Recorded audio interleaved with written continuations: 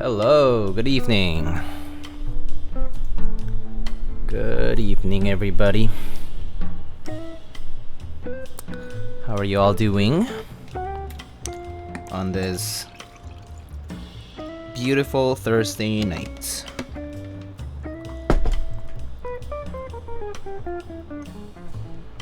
Good day to those who are abroad and it's daytime for you.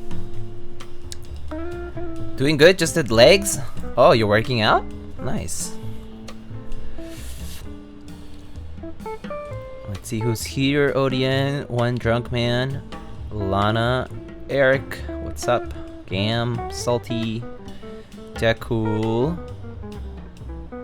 Any sheeshers? Sheesh! Peaches, hello.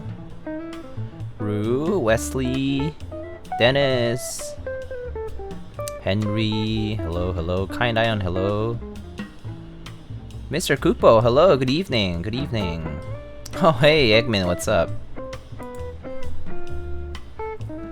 Why does ODM sound so good? Something about the acronym ODM? I don't know. Could Melissa and Doug have installed an internet jammer in JD? That's not the good kind of CAD jam that I want in my room.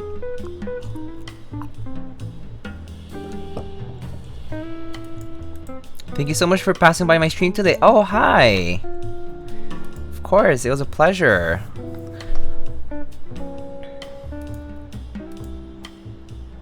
It was a lovely 7V build you were doing today.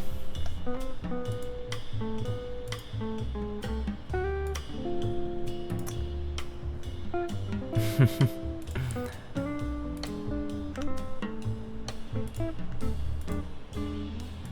a little hot today though. So for those who don't know, today was like record heat in the US, or at least here in New York City. It literally felt like 40 degrees Celsius or like 100 and some degrees Fahrenheit if you are not sure about the conversion. Yeah, it was hot and humid today. And I've been out every day out to run errands and just do all kinds of things. And oh my god, it's been quite painful, I must say, to be out doing stuff. It's brutal. It's brutal lately. Just...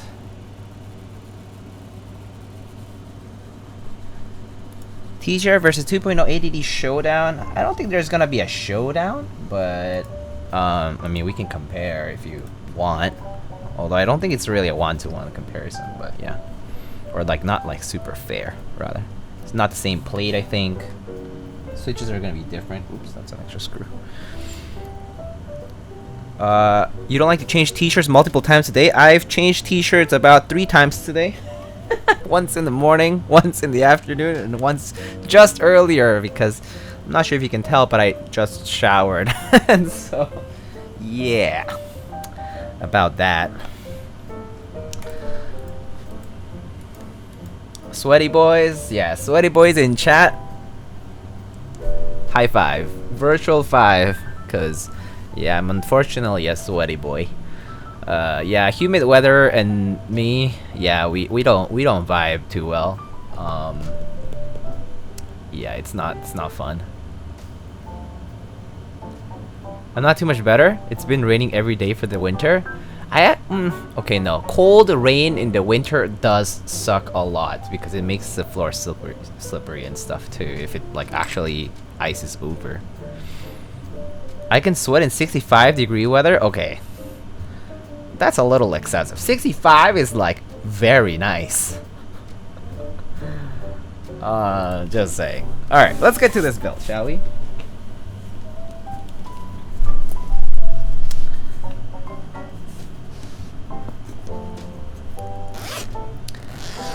$69, even nicer. Very nice. I wish we could have 69 degrees. every day. All the time. That would be fantastic. That would be great.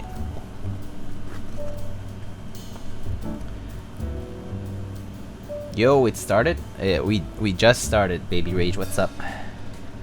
Alright, so here we have our PCB and plates. The PCB is Heinebusch H... no, the PCB is not a Heinebusch H88. The PCB is a McLovin Infinity CE. It's their version of the H88, essentially. What's kind of cool is they have these LEDs on the F13 key, which is kind of neat. Other than that, we have a Heinebusch FR4 plate, half FR4 plate for the Jane V2C. Whoa, what was that? Okay.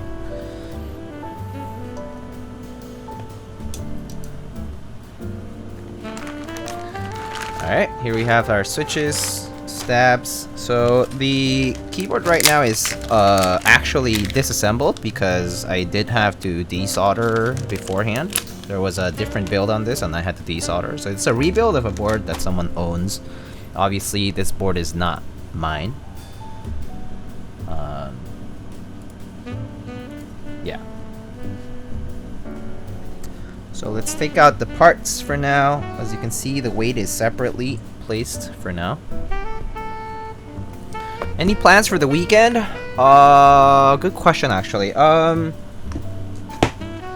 don't know. I actually forget what I'm doing every day because I'm the kind of person who looks at their calendar every time that they have plans. This weekend though, I think I'm just gonna chill for a bit. I kind of have been needing a bit of downtime for myself, so I might just take it easy and spend it for myself this weekend. I have some plans, as in like I got some stuff to figure out, some errands to run and whatnot. So yeah. All right.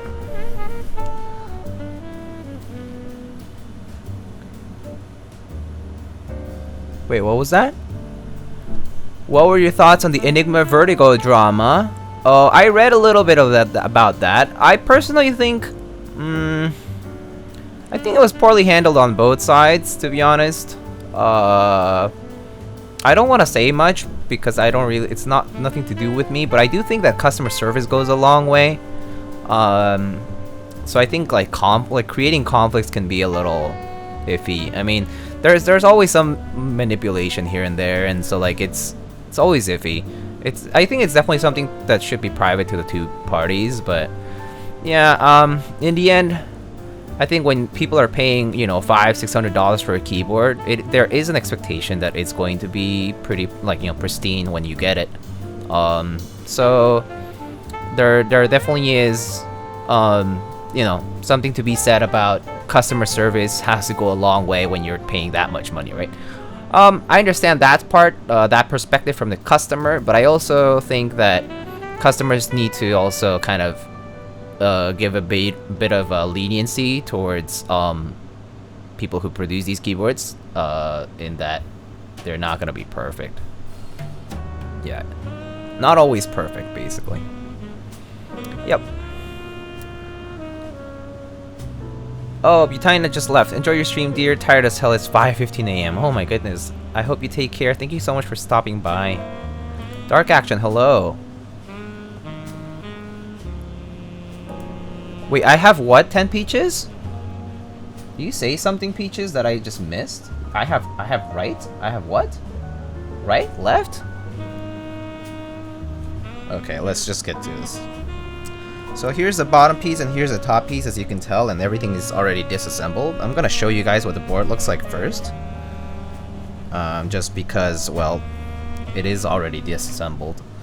So, basically the way it looks is... I'll show you the top piece first.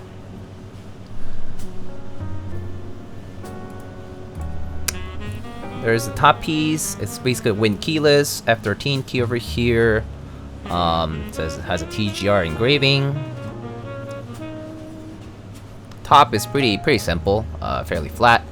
has the grooves for the top mount, of course, and the JMV2C allows for you to use an O-ring, which just basically sits between the PCB and the plate, and then you just place your plate assembly on here, and then you just close it up, basically sandwich it without putting the screws in.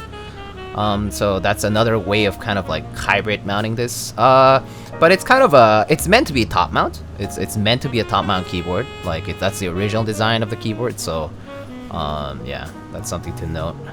The O-ring is really kind of for fun. Oh, you have a TGR JMV2C, right? Yeah. I indeed do. Yes, I do. The delay? Oh, I'm sorry. I didn't realize the delay's been bad for you.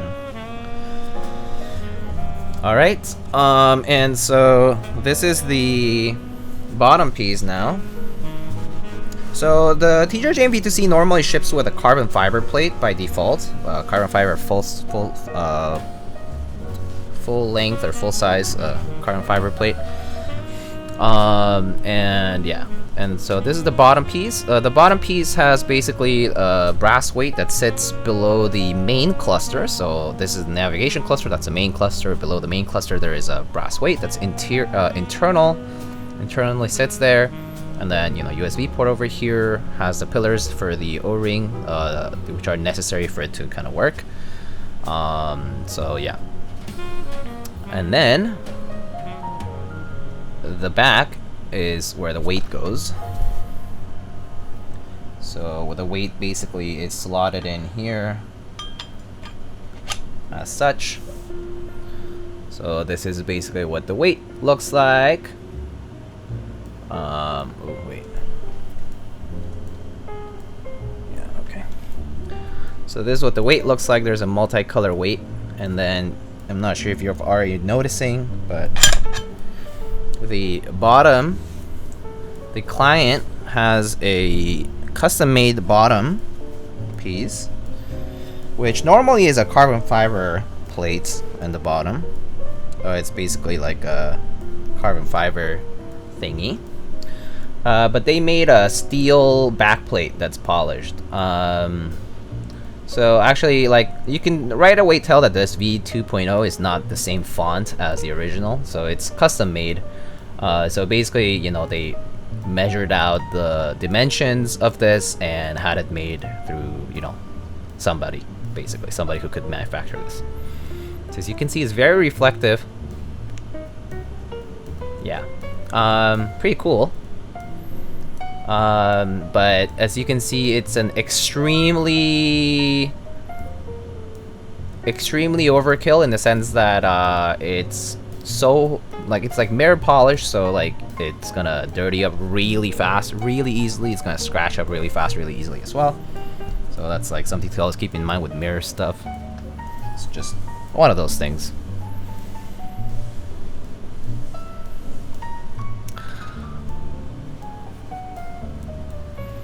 Alright, I've been missing some questions. Sorry, I always get too tunneled into whatever I'm saying, so I apologize.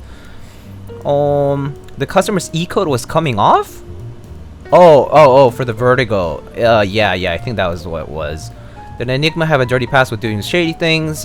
People are, yeah, that's probably referring to the, like Enigma tried to sell or tried to trade a TGR Alice in polycarbonate that was sent to him as a replacement unit, which was kind of, or rather, the one that wasn't the replacement, which was, and then it was like without the internals and without the weight, which is kind of odd.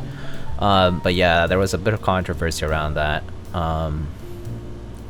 But yeah, that's not, again, drama, not my concern. But yeah, if you you know, you can look it up. You can ask people around. I'm sure a lot of people know about it. Okay, answering the question, which HKBs do you recommend? Any of the ones from the new line of HHKBs is good. So PFU Fujitsu currently carries them. They have the HHKB Professional Classic or the Hybrid. Any of them is fine. Just basically whatever satisfies your needs. So the Hybrid is Bluetooth, right? So if you need a wireless, it's nice. The Classic is just as good. Type S or not, it depends on whether you want a silent SOPR or not.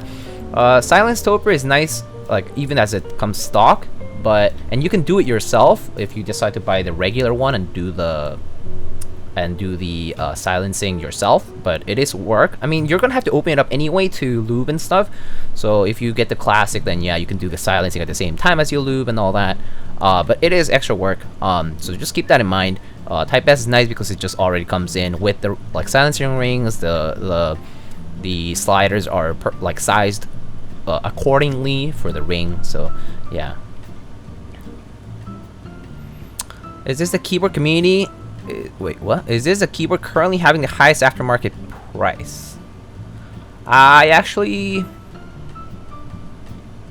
highest aftermarket price? Nah, probably not. I think old OTDs sell for a little more, some of them. Very select ones, but yeah, depends. Sorry, I'm like catching up on chat. I know I'm like a whole page behind on chat. Brandon, hello, and Brandon, how are you doing? Let's see. Docro, thank you so much for the 4 months Prime Gaming sub. Thank you so much. How's your night going? It's going well, thank you. Other than the fact that it's disgustingly hot and humid outside, it's been going well. Just catching up. Blah blah blah. The weight probably costs the same as the board. Oh, you mean like retail? This? No, probably not. This is actually a very thin plate. I can actually I'll take it off and show you guys that it's not that thick.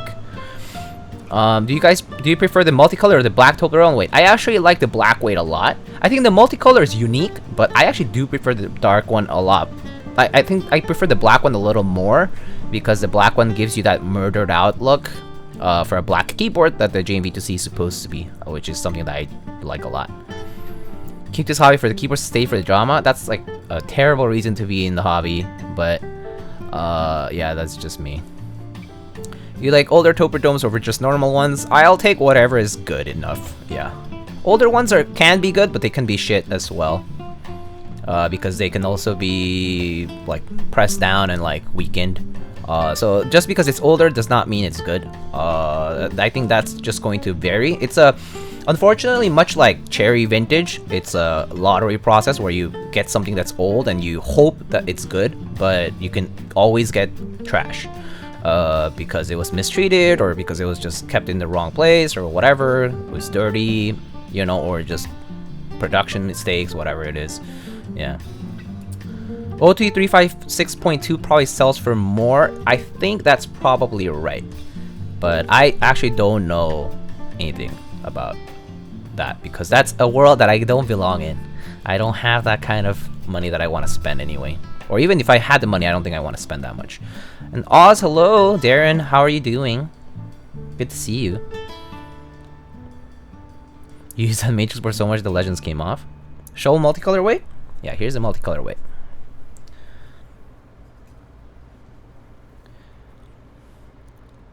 Here is the multicolor weight for the Jane. So it's brass, and it's been PVD'd in this multicolor. So you can see like the tone of the brass kind of shows when you tilt it this way, and it kind of shows more purple when it's this way. So it's kind of purplish, purple bluish. It has a very like powdery sort of texture to it. It looks like this one has been cleaned actually. This one looks like someone cleaned it slightly. So actually the texture is kind of smooth right now. But it looks good. It looks good. On the inside, it's not been treated too well. On the inside, it's like not uniform, but it's there. It's more splotchy on the inside. Yeah, very pretty for sure. Very pretty. But yeah, I think it's a nice accent. So I think if you like the murdered out look, black is nicer. But yeah, I think I like the black one too a lot. The color one is neat, but I think eventually it kind of gets old for me. Yeah. So let me show you actually what the weight would look like, or not the weight, but the bottom plate. So the bottom plate is supposed to be carbon fiber on the original V2CE backplate, or the bottom plate rather, and that's very light. And I'll show you why that is. It's because it's not that thick. It is not very thick. It's about this thick. So as you can see, it's maybe like a couple millimeters thick. So it's not very thick. So this is actually not very heavy, even if it's steel. It's not that heavy. Yeah. So what really adds to the weight, I would say, is the brass weight along with the actual thickness of the case, of the aluminum case, because aluminum does also contribute to the weight, right? So yeah, I mean, because it's a TKL case, it's just relatively large. So yeah, relatively thin backplate. So yeah.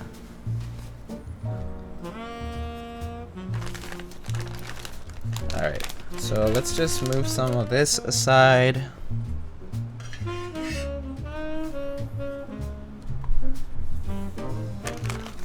Maybe I'll just turn it over this way.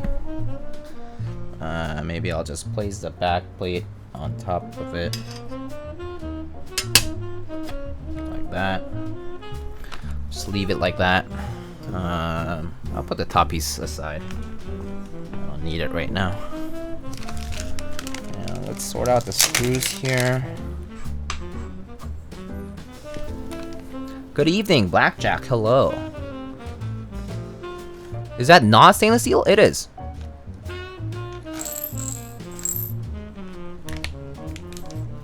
Alright, so we have some screws to sort out here. Small ones are for the weight, for the back plate. These should be for the case. And then these are just LEDs that we're gonna use later for indicators.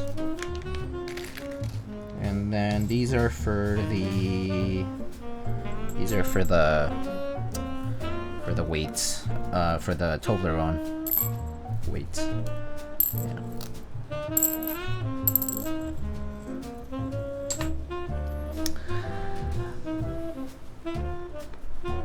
Oh, did I say brass? Oh no, so the weight. Okay, so this is not really supposed to be a weight. I would call this just a bottom plate.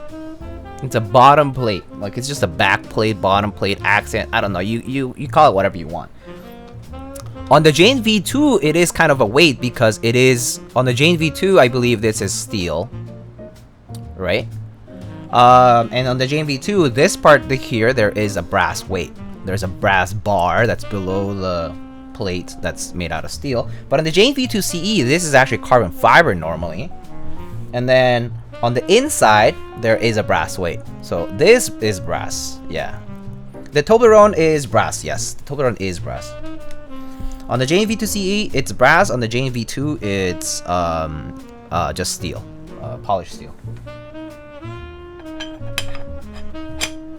Yeah. So yeah, that's the gist of it. All right, so let's get started.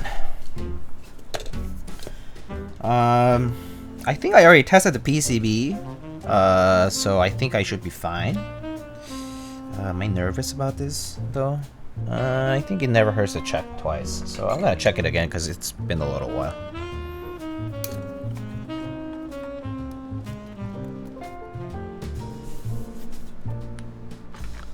So this PCB is QMK and VIA compatible. So it should show up on my VIA client. Jane V2 dream board, absolutely. I think a Jane V2 definitely worth of being called a dream board. I absolutely love the Jane V2. So pretty. I like the Jane V2 more than the Jane V2C personally. And that's actually because I prefer the F12 TKL over the F13. I actually do understand that the F13 adds to that like cluster symmetry or whatever, but it feels too cramped for me. After using it for a bit, I realized I just kind of felt like it was a little bit cramped. So I actually do prefer the F12 layout for a TKL. Aesthetically, at least. And yeah, maybe practically too, because I don't need an extra key.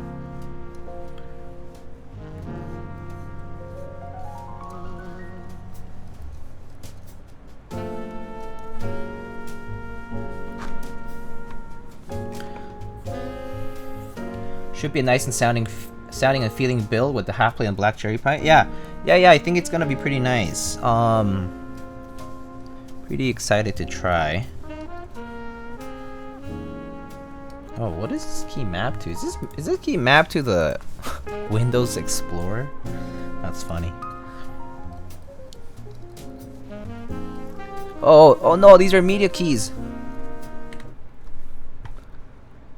Or no, it's a mute key. Oh no, it's a mute. Damn it, these are media keys. Okay, I know they work. Gotta skip them.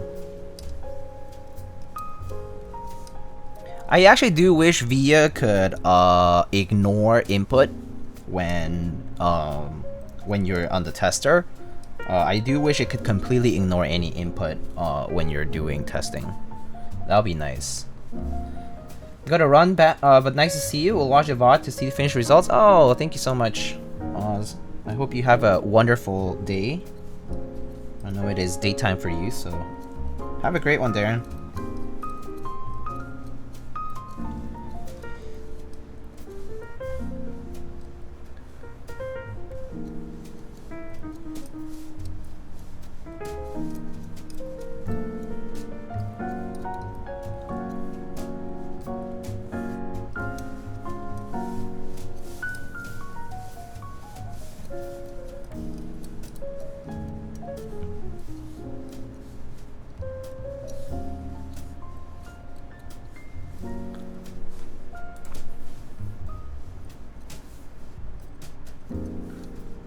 Alright, PCB works. There's that one key, but I think it's a media key, so I'm just gonna leave it.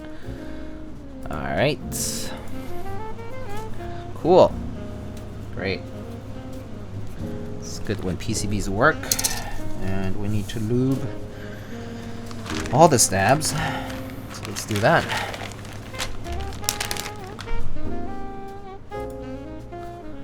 I use macOS at home. Afro is programmed to Discord emotes? That's funny. Like macros for emotes? That's actually pretty funny.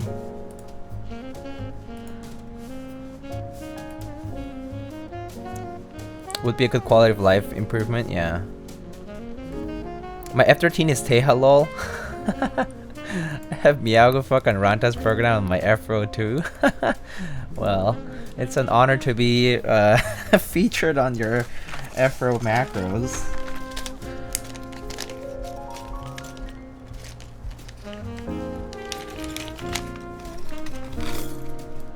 Alright, we need like all the stabs today, except for this wire.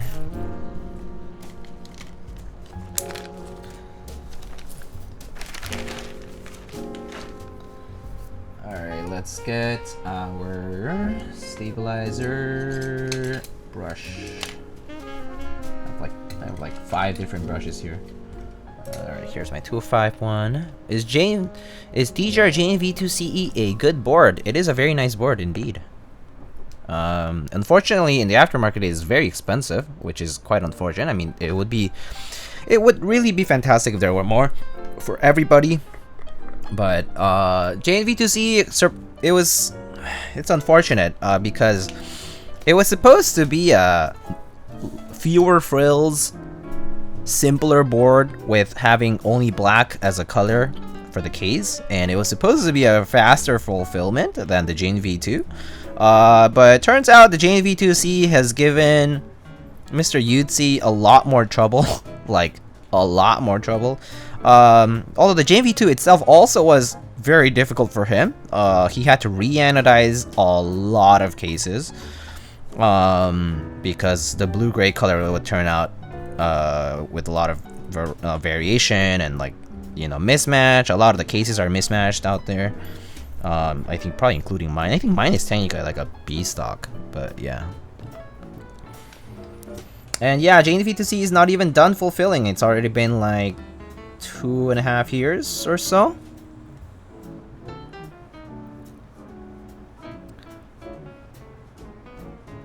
I got like 600 switches within the last 2 weeks. I think I have a problem. That's a lot of switches, man. Aftermarket is like 6969.420. When was this run? Like in 20... someone look it up for me. I have my hands full. Someone look it up for me. TGR JNV2C was run like in 2019? 2018? Something like that. Early 2019? 2018. 2018, there you go. So it's been 3 years now. Ish. Yeah, 2018. I don't keep track, I'm sorry. Late 2018? Yeah, that sounds right. Because I waited about a year and... I waited like a year and a half. No, I waited like a year and a half for my JNV2. I got my JNV2C early because... Like in the earlier batch. Because I had been waiting for the JNV2 for so long. I think I was the second to last person to get the JNV2.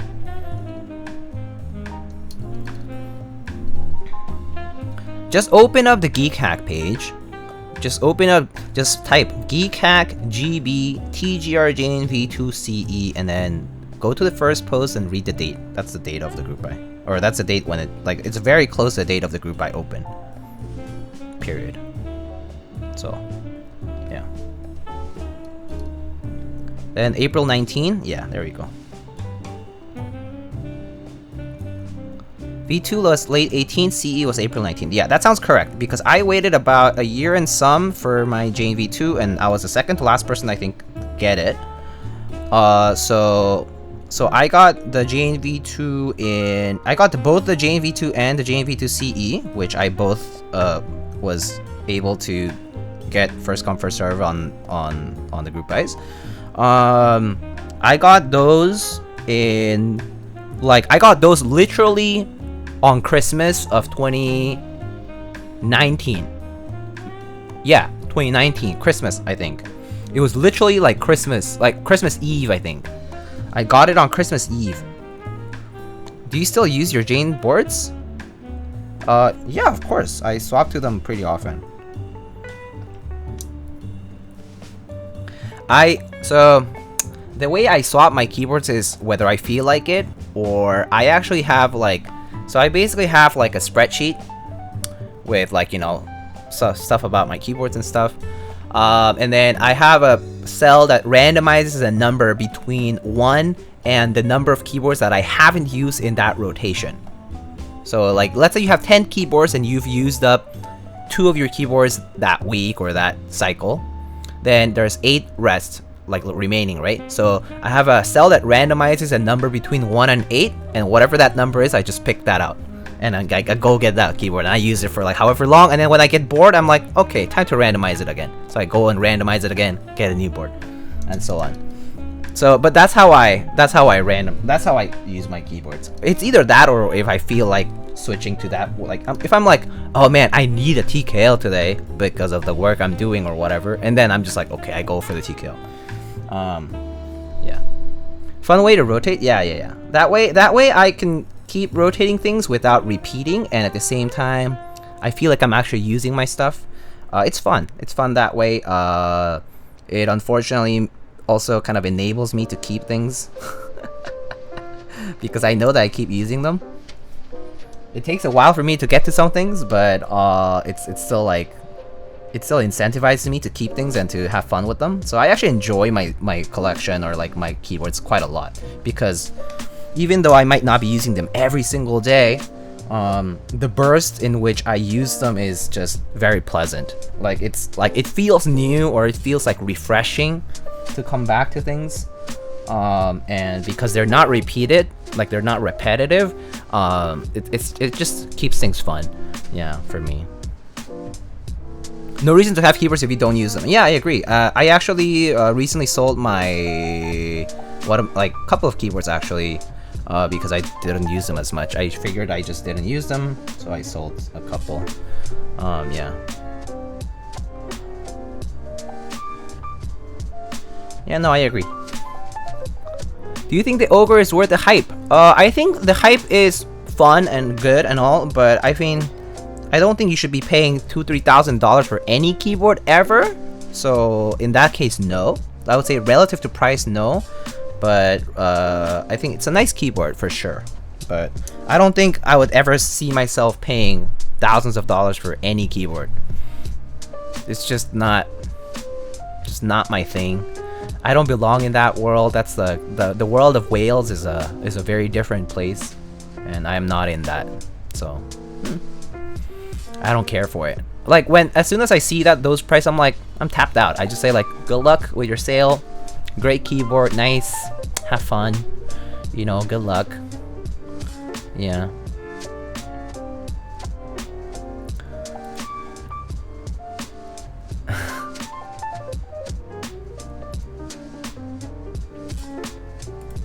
Wish I need a keyboard algorithm. I actually came up with that back 4 years ago.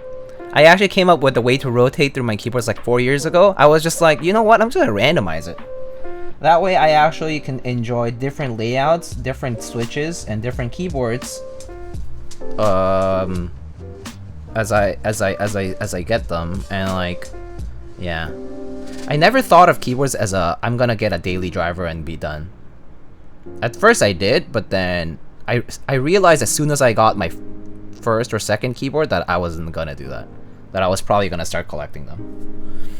So I kind of knew what I was getting into, and I think that made me enabled me really to just kind of go with it and to not feel bad about it. So yeah, that's where I am.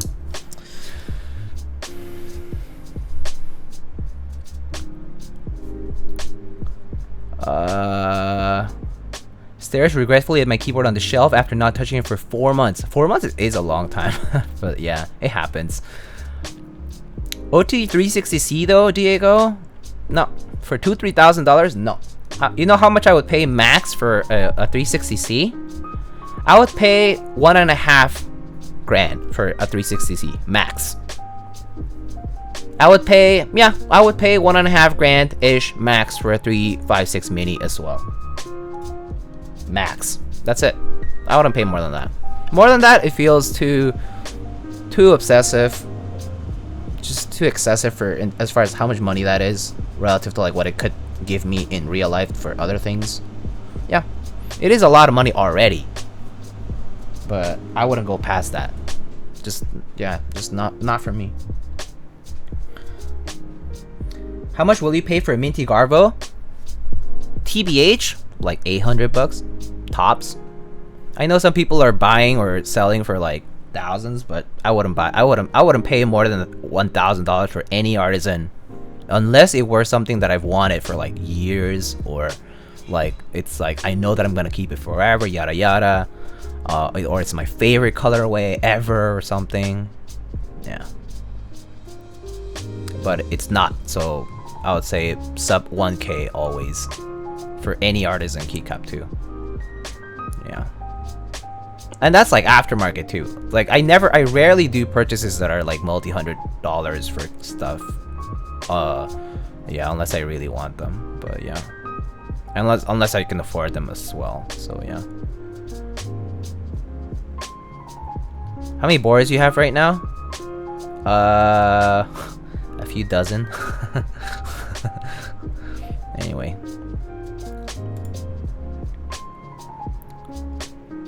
I was talking flipping culture to a keyboard friend who lives in Singapore. He said, yeah, there's a lot of marine mammals there. Yeah. I know a person who trades JMP2 for an artisan? One artisan? Yeah, I know people have done that.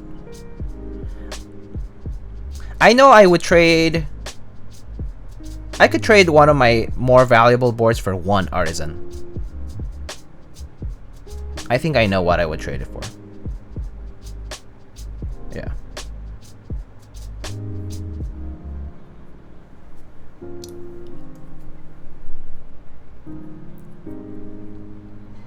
But yeah, then again, it's impractical. I actually think that keyboard for artisan trades or vice versa are somewhat like they don't always work out, because I feel like the two worlds don't collide in every way. So the people who are interested in artisans might not be as interested in like expensive custom keyboards, and vice versa. It doesn't always happen. Saying no to a whale is one of life's greatest treasures. No, the way I operate is If someone wants a keycap that I own or whatever, and I am not willing to give it away, easy. But buy me out, but like 10K or leave it. You know, take it or leave it. 10K per cap. Take it or leave it. Like, pay my loans, pay my debt, you know? Whatever. Pay my house. Just like, sure. It's like, if you can make a livelihood out of it, okay. Why not? I'll consider it. It's like, if I can eventually buy property or something, okay. Alright.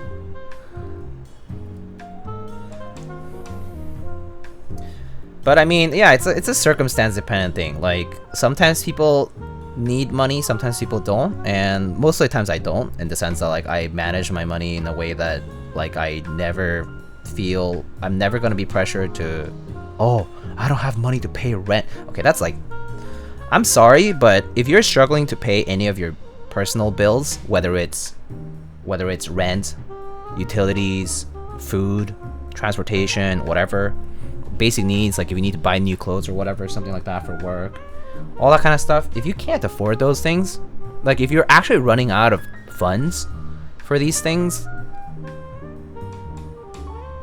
I think you are being very irresponsible and very dumb. Especially if it's like, if you're spending your money on keyboards or artisans or whatever it is, right? And you're missing out on that. I think that's just, yeah. Your priorities are not quite like thought out. That's bad. Like, you should not be going, I live paycheck to paycheck in a way, right? Like my salary is very small relative to basically most of the you know, most of like the people who live like in New York or whatever, or who like live, you know, off decently well in New York, right? And who can also like afford like, you know, hobbies or something like that on the side. But I budget such that like those things are always covered, always. Never have, like, I've never have a month where I'm like, I can't pay my my crucial bills. That's just silly. Like, if you can't manage that from yourself, like, you are being extremely irresponsible. Yeah. Extenuating circumstances, very different story. Like, if you are in need of money because you had a vet bill or like a medical bill or something, and like you happen to be uninsured, or your family members are uninsured or something, and which actually has happened to me a couple of times, and you know, that those kinds of situations are different. But like extenuating circumstances, like, yeah, sure, you can make accommodations for them, right? Make sacrifice here and there and just cover the situation, like resolve that situation on your own. But yeah, if you can't handle a regular purchase though, I mean regular payment, like your bills, that's a problem. Big problem. I don't need clothes, food, yeah, kind of don't need that too. Yeah. But I agree with Jeff Leopard in general though. I would probably rather say no to most money offers, because yeah, money comes and goes. Sometimes you don't have it, sometimes you have it. Yeah, it just comes and goes. Yeah, in that sense, I do collect. Like, I collect for the sake of actually like collecting and like keeping and appreciating and all that kind of stuff. I don't do it for like an investment, or I don't think of like, oh look, I'm gonna get this artisan keycap or this keyboard because I know it's gonna be super valuable in the future, but I don't really like it, honestly. Like, you know, I don't do that ever. That's just dumb. It's like, yeah, well, some people might call it smart, but I personally find it really silly. I personally find it extremely distasteful. Just like I guess like those are your priorities. It's fine. Actually, no. You know, yeah, whatever. It's fine. You can do whatever you want with your life. If you wanna see like material goods as like investments all the time and stuff, have fun. I mean, that must be a fun life, right? It must be stressful, to be honest, but for me that would be stressful to think of everything that I own and whatnot as like these like valuable assets and like things that could become investments, and like, oh, is it worth to have it or not? Should I keep it for 2 months longer? What's the percentage? What's the ROI here? Ugh. Just ugh, so stressful.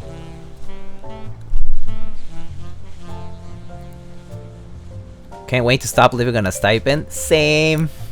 Had enough of this grad student life. Okay, I can't relate on that just yet because I'm not tired of grad student life, but can't wait to live off a stipend. I mean, to stop living on a stipend. Same. Do you cook? Price for food in New York must be scary. Oh yeah, I cook a lot. Well, I cook for myself as I need to, and I go out every so often. But I don't eat out like expensively, so yeah. I treat myself to like cheaper foods if I go out, relatively, like $2 signs. I rarely, like maybe once or twice a year, I'll treat myself to like a fancy place, like gourmet or like, you know, pre-feeds or like what's that? You know, like course menus. Full course menus and stuff. What do you cook? Like steak? Steak is a luxury, my man. Nah. Oh well, I meal prep. So I'll be like, normally it's like rice, a bed of veggies like broccoli, cauliflowers, lettuce, cucumbers, spinach, like salads in general. Yeah. And then I always have kimchi, so I always have kimchi at home. I have like different kinds of kimchi at home actually. I like getting like Korean side dishes sometimes, or I like if I want like a simple meal, like an oyakodon is really nice, like which is just chicken, egg, onion, soy sauce, mirin, a little bit of sesame oil and sesame seeds, and that's on top of rice, which is very, very easy to make. Takes about 15 minutes to make, and it's extremely simple. I like will make like, you know, I make like 5 or 6 cups of rice, and you know that becomes about 10 cups cooked, and I just put that into bags and I freeze them in portions. So all you have to do is microwave them, and they pretty much restore themselves to normal when you microwave them. So I will meal prep and just keep portions of stuff in the freezer. I'll sometimes like freeze fruits and stuff. Like in this summer, like I enjoyed freezing some watermelon. So I could make like watermelon smoothie anytime I want it. Yeah.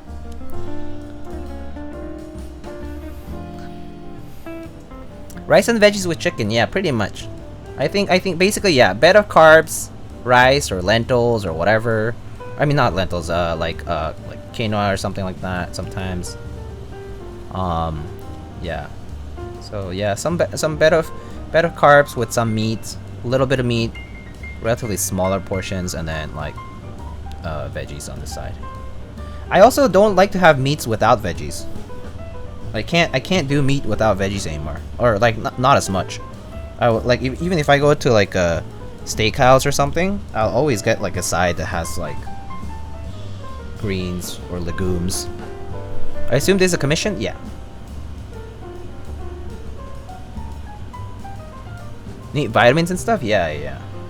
I just also, it's like the taste. I can't just eat meat because it kind of, it's like, it's a great taste and all, but yeah, I just feel like I need more.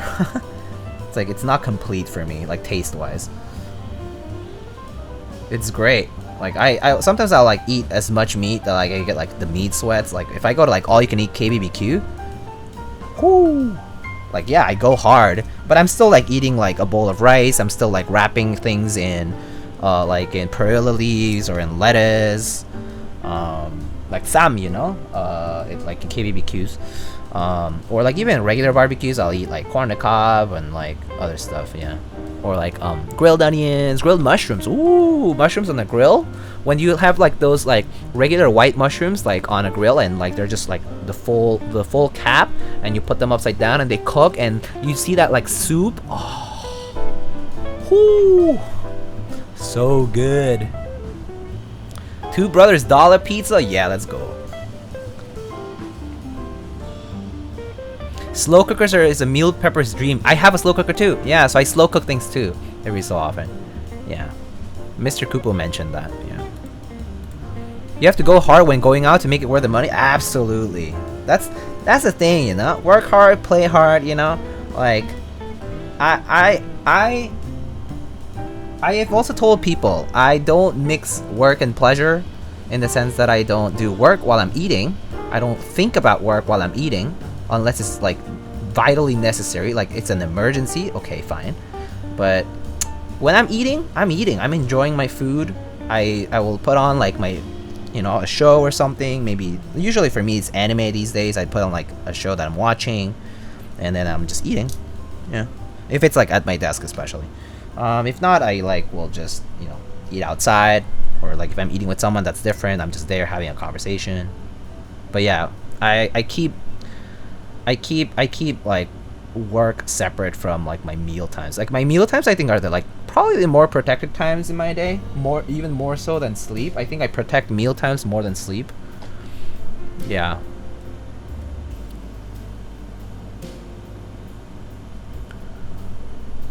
My roommate in college likes to chop ramen. Oh. Since the portion of food where I used to live in were so big, I split as 2 meals for lunch and dinner during uni. Oh, I used to do that too, yeah. In college I used to yeah, in uni I used to like get like takeout from like some of the dining halls or like even like restaurants sometimes, and like I would just like split it off for like 2 meals. Cuz sometimes I just wasn't that hungry, or like the portions were pretty big. Yeah. Slow cooker, so good though, seriously. Oh. Had haichu for the first time today? No way. No way you try haichu for the first time. Really? Wow. Gam, welcome to the world. Damn. Haichu's so good though. All the flavors are so good. I hate having haichus around in the sense that I'll just devour them. Like some artisan makers will send like a bunch of haichus, like a handful of haichus with the caps, and like especially like I think Prime Caps does that, occasionally Bro Caps does that, a couple other people do, and like as soon as it's here I open the package, they're gone. Those haichus are gone. Like there's no chance if I make a trade of that cap or whatever, I'm sending the haichus like with it. Like they're probably gonna be gone by then. So yeah, haichu life. Yo, Dennis, thanks for the tier 1, dude. I did not realize I had this. Oh, thanks. During finals, my meal times are like my sanctuary where I study the whole day. Yeah. I do that exactly. Yeah. So when I'm really busy, my meal times are my breaks. So like I protect them like no matter what. I make sure that my meal times are like sacred, and where I can actually relax and like enjoy the meal. Yeah.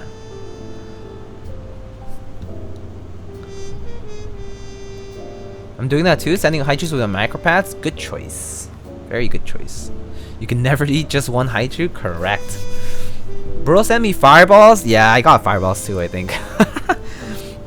I didn't get anything too exciting this time. Sometimes I get Jolly Ranchers from him, which are fine, but they're not as good as haichus.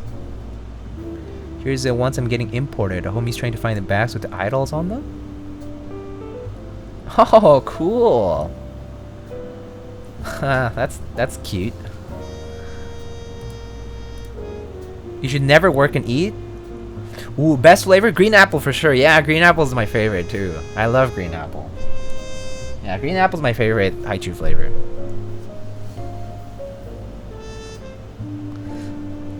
So, I really like apples. Of course, I think if you're in chat and you happen to be of Asian ethnicity, you know, especially if you're Korean, you know that if you ate apples often, they were always Fuji apples. Always. Fuji apples, all the time. Don't buy any other apples. Always Fuji. Anyway, that's I think it might be more relatable to especially like childs of immigrants. But at least where I lived, or at least in my family too, it was always Fuji apples. And I pretty much had Fuji apples every day since like sometime in elementary school all the way to high school. Every day. So I really committed to this one apple a day. So I really do like apples, but I realized as soon as I became independent from my parents, right, I stopped eating them. But I love them. I love them. Yeah. I don't like the more tarty stuff. Red Delicious, the biggest debate. Oh, Red Delicious are not delicious at all. They're just red. Honey Crisps are good. Honey Crisps are good, yeah. They're okay. I personally think they're good, but yeah, not always. And also, yeah, pretty expensive. Honey Crisps. Granny Smith, I mean, Granny Smith is for like, Granny Smith is the bomb? I mean, Granny Smith is the bomb for baking. Granny Smith for baking. Right? Like for that tart apple taste.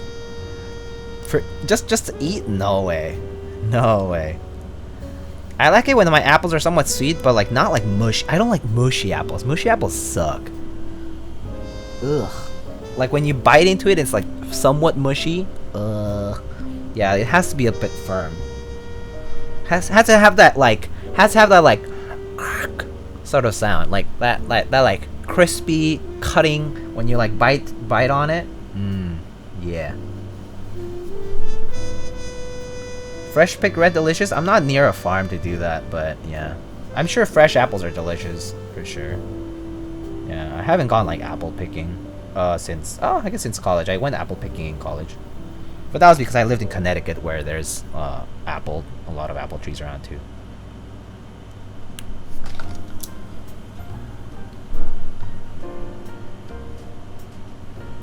I was that kid who has mom packed fruits and homemade meals for school lunch, but I always just wanted those Lunchables and junk food the white kids had. That's actually very relatable. Although for me, it was like the Mexican kids around me, right? Because I grew up in Mexico. I also had a lot of like home cooked, meals, like Korean meals, especially for us at home, and like that would be packed for lunch, and that would be always like a bag of fruit, normally apples, because they're the best to pack for lunch. There was a time my teeth were not very strong, so they're always peeled and cut like in quarters. But yeah, it kind of brings me back. Actually, it kind of makes me a little bit nostalgic. I don't know about you guys, but like I'm like 28 and my parents are still alive and well and all that. But when I think back to my childhood and like kind of like those memories of like what I used to do every day and like what it would be like with my family, sometimes it gets me a little teary and like it's like, yeah, I don't miss it, but there's a nostalgic familiar feeling to it. But yeah, when I eat a Fuji apple, it makes me think of that. When I eat like a home cooked meal for lunch, it reminds me of that, like especially like a Korean meal. It's rather simple ones too, like rice and like those like rolled eggs. And like, yeah, it's all good memories though, for sure. Yeah, it's the stuff that does make you like miss home. But yeah. P Buzzle, hello. You pulled out the Matrix. I think that's one of my favorite boards you've built, both aesthetically and sound. Can't believe those switches are stock. I know. These Cap V2 Milky Yellows are stock and sound really good. I actually am still very surprised, and I just enjoy it as much as the like Lube like switch keyboards that I own. And yeah, it's really remarkable. I really like that these came out really nicely stock. It's good. It's good to have an option that I can just use like as is, and I can like it's like reliable and cheap. It's not like it's expensive either, so it's great.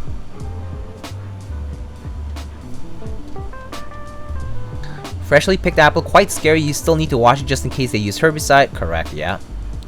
Worst feeling is finding a banana at the bottom of your bag. Ooh, the gooey bananas. Oh no, gooey bananas are the absolute worst. They became so gooey and like they're like, ugh, nasty. No, gooey bananas. Yeah. Oh, I really don't like super ripe bananas. Super ripe bananas kind of, yeah. Ugh. I like bananas. The more relatively unripe. I mean, like when they just turn from green to yellow and like the whole peel is just like a nice flat yellow, like maybe a spot or two. That's when you eat them. When they're still relatively firm. But once they start getting ripe, like ripened up and like start having a lot of the black spots, right? That's when I'm just like, oh, I gotta eat them fast before they like ripen too much. So like if I buy like a stack of bananas, I'm always thinking like, oh, I gotta eat a banana every single day so that by the end it's not like that. Green and firm? I'm not sure. I don't like it green. Super ripe bananas only good for baking? Yeah, like for banana bread and stuff. Yeah, the Cat V2 switches are like 30 some cents. Pretty cool. Y'all talking about fruits and shit, but I'm allergic to all of them. Oh, red. Damn. Sorry. Yeah, I mean, I love fruits, but yeah. I don't eat as much fruit as I should, but I will love. Oftentimes, if I see that a fruit is like getting ripe or like overripe or like or that I don't foresee myself eating right away, I just freeze them up. I just put them in a Ziploc and then freeze them up. And I take them out later on to blend and make a smoothie. Sometimes I like adding almonds or tofu into my smoothie. Sometimes it adds an extra kick of taste, of flavor. Like, that's really good for smoothies. Yeah, like nuts or like tofu or like anything like that.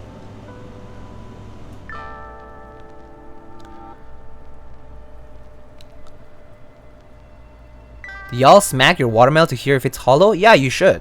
You should definitely check your watermelon when you buy them. They are supposed to sound like sort of deep, and like kind of like full of water. Basically, is what you're trying to go for.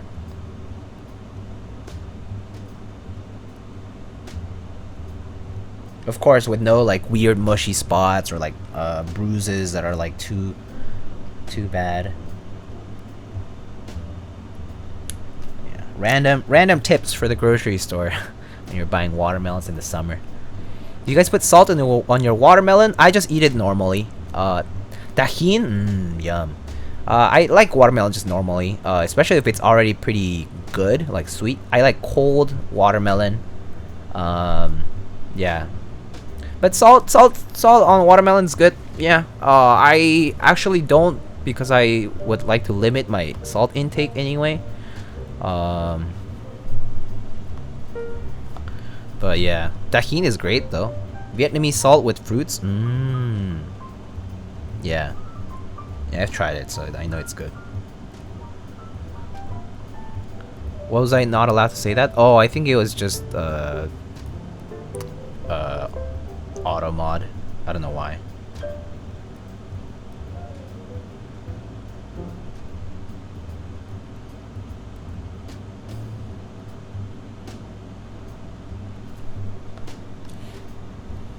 Tajin? Yeah. Tajin is delicious. If you haven't tried those like Mexican fruit cups, they usually have like watermelon, mango, sometimes cucumber, basically like the more watery and like fresh sort of fruits. Sometimes like papayas in there to add some sweetness to it. And jicama, I'm not sure what jicama is in English, honestly, but if you haven't heard of jicama, it's Jicama.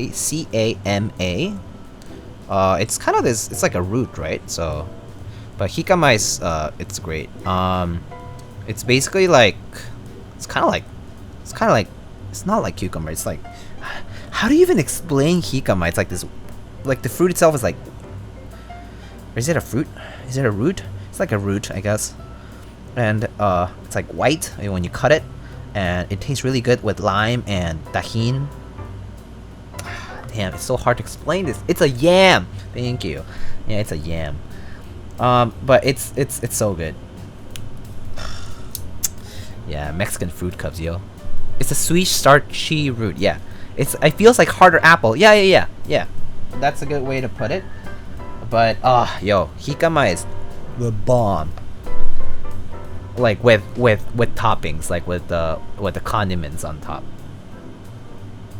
Great addition to a fruit bowl or a fruit cup like that. That's not like a fruit cup that's not excessively sweet or watery. Like, you know how like when you add like pineapples or like cantaloupes to like a fruit bowl, the entire bowl becomes like because they start like releasing all that water as they sit there, and because it gets all mushy. I don't like that. Or like those chunks of fruit at the end of a fruit cup or a fruit bowl. No. It has a really subtle sweetness, kind of savory too. Yeah, it does. It indeed does. It's also used in some Vietnamese spring rolls. Oh, that I did not know. That's actually super interesting. I understand. I actually see that. I actually see why. Yeah, it would add texture to the spring roll. That's actually pretty smart and pretty cool. That's a fusion aspect that I didn't know about, like jicama's. I ate sweet popcorn until I came to the US and was shocked when everyone eats salty popcorn. Oh really? Oh, I like salty popcorn more. I can't do sweet as much. Feels too sweet for me after a while. But like kettle corn, kettle like popcorn is good. Like sweet and salty. Yeah, but I prefer salty popcorn than over sweet. Personally. And I mean not excessively salty, just a bit. I can eat just natural popcorn too, so yeah. I actually don't eat much salty stuff. Like there is a health aspect to it that I try to avoid it. Because like my family, like we do have like high blood pressure and diabetes running in the family. But aside from that, like I just don't enjoy super salty food as much. Just as much as I don't enjoy super spicy, like spicy to the point where like everything's burning and I can't taste a thing. Like that's not fun. That's when I start losing interest in the food I'm eating.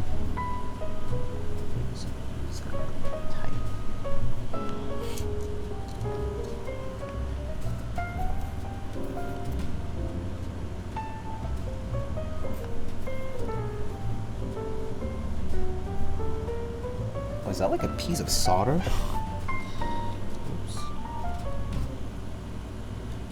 Let's see. Slowly developing insomnia, want sleep. Oh, dude.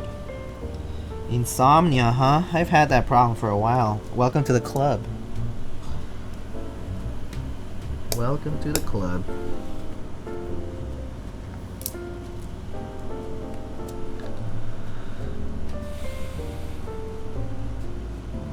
You guys gotta try out water lily pops? Ooh. Wait, called Bobia. Interesting. I'll write these things down later on. Sometimes I go back on the VODs to see if there was some interesting food talk for me to try out.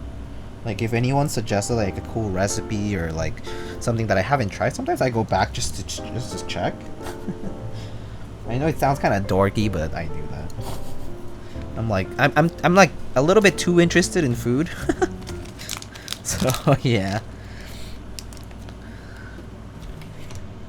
Ever tried horchata with milk? Yeah, I have.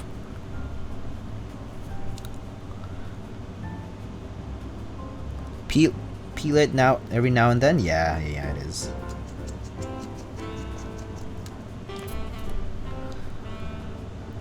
All the time? No, I wouldn't want that all the time. Too much. It's kind of too heavy. Too heavy to have all the time. Like that.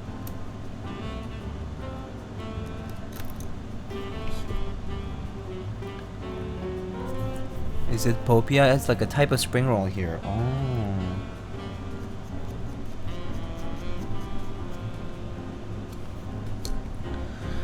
Too much and you can only taste the chilies, yeah. Yeah, I mean, I enjoy like tongue-numbing spice, for example, like in Sichuan sometimes, and like that kind of stuff. But yeah, in doses, I would say. I have my limits for spicy food, but I enjoy it still. I mean, I do seek out, like, I do put salsa or like I like hot sauce on my food. But yeah, in moderation. I always gotta set up midstream for a snack. Y'all be making me hungry. It's true. I know. I know. I always talk about food midstream, like especially when I'm like doing stabs or soldering. No, actually, yeah. Usually when I'm doing stabs, it's always food talk.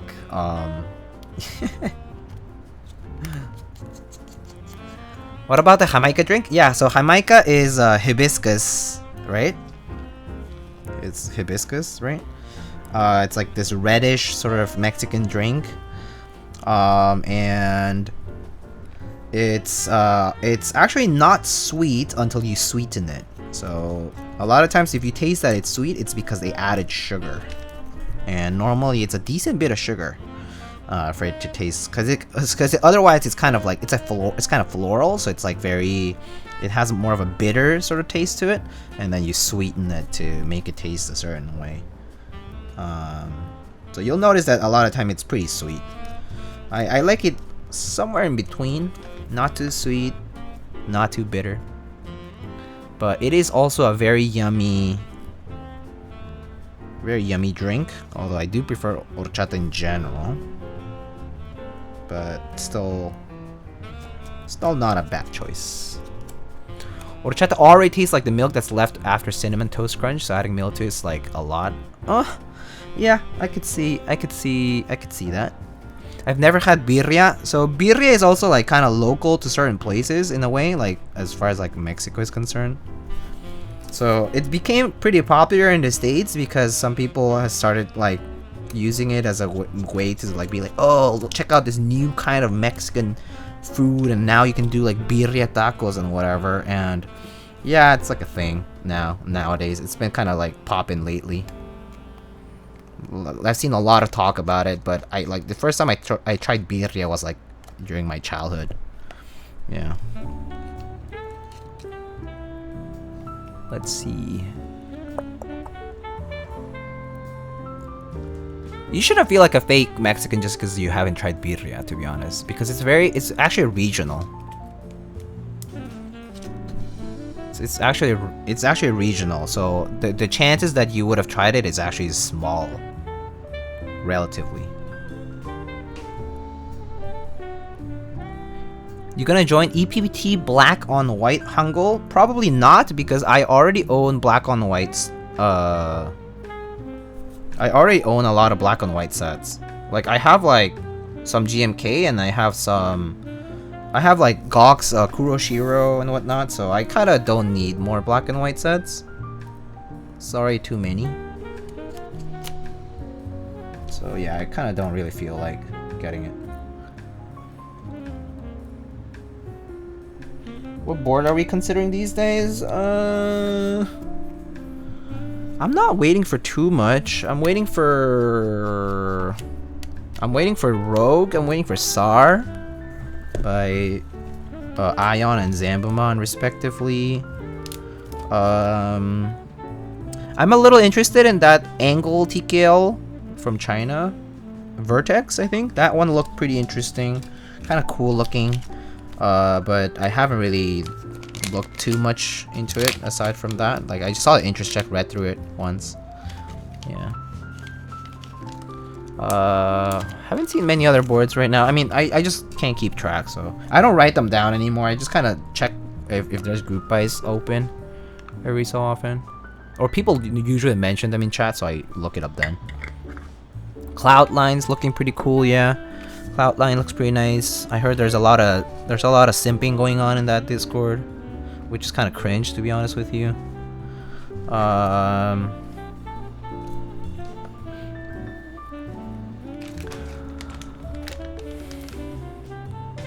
Y'all are making me realize I haven't had any good food. I blame the lack of cool food in Ohio. I actually know that, like, so Pete Wade is in Ohio, and sometimes we would give him shit because he was like, he had just tried boba right before he did GMK Taro.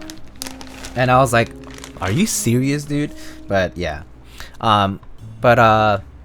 Yeah, I mean, yeah, I think it is kind of hard when you do live in a location where there's like less diversity as far as food is concerned.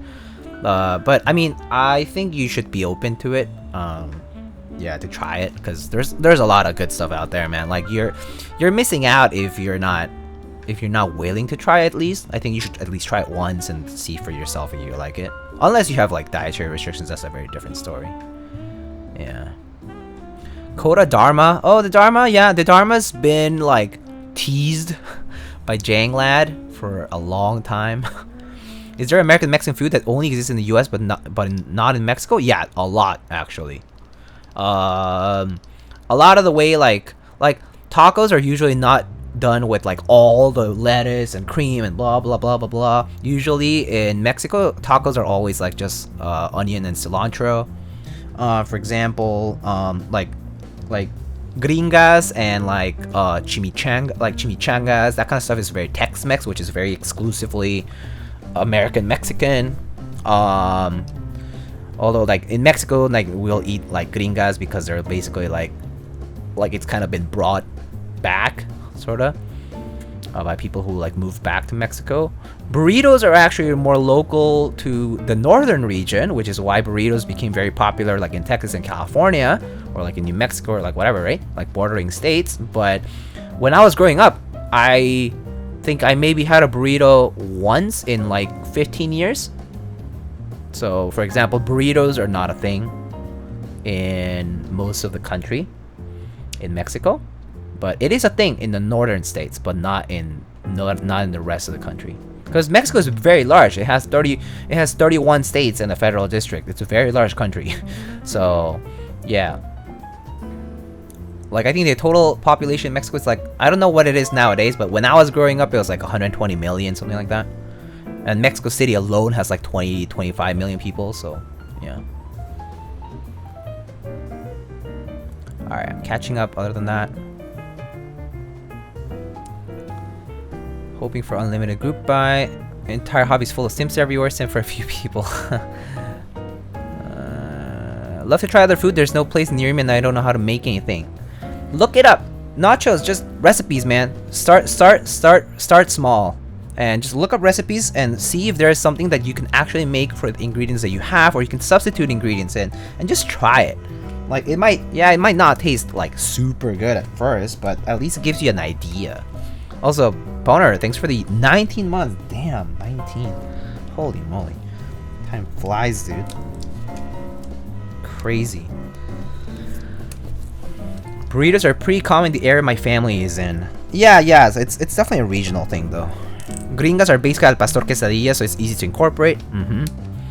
Wait, are you Mexican? I was born and raised in Mexico. So that's why my name is Diego for that reason. I was born and raised in Mexico. I'm originally Mexican by nationality.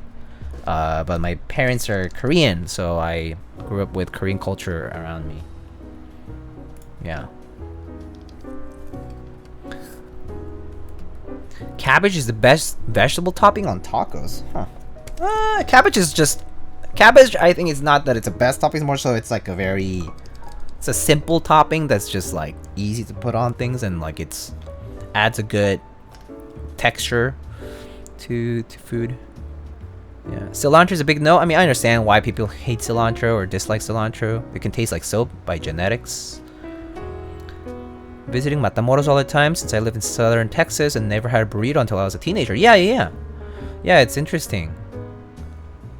Al pastor is my favorite. So al pastor is definitely on my top 3 taco fillings. I'll tell you now. My top 3 taco fillings are number 1, or actually let's start with number 3. Number 3, lengua, tongue, beef tongue. It melts in your mouth. It's so good. It's like you do that tongue to tongue action and it just melts in your mouth. Okay? So good. So Good. Okay?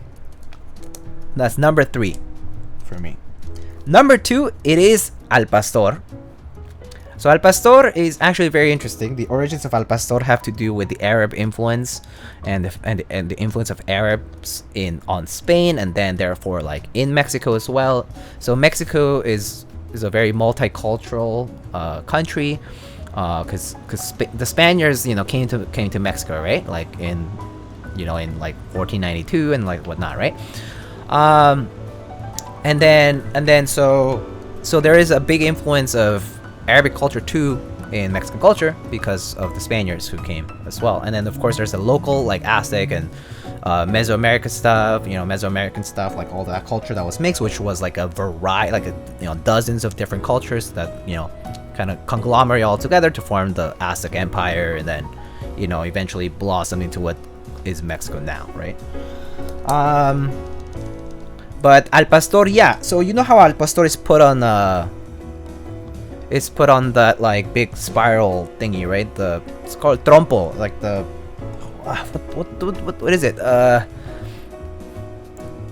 I'm thinking in Spanish and I'm suddenly forgetting my English words. Anyway, the thing that spins, right? So it's like it's a lot like when you get like gyros or like lamb and stuff, like lamb meat, and you like get like you slice it off the thing that rotates. You get the idea of it, but that's where al pastor came in.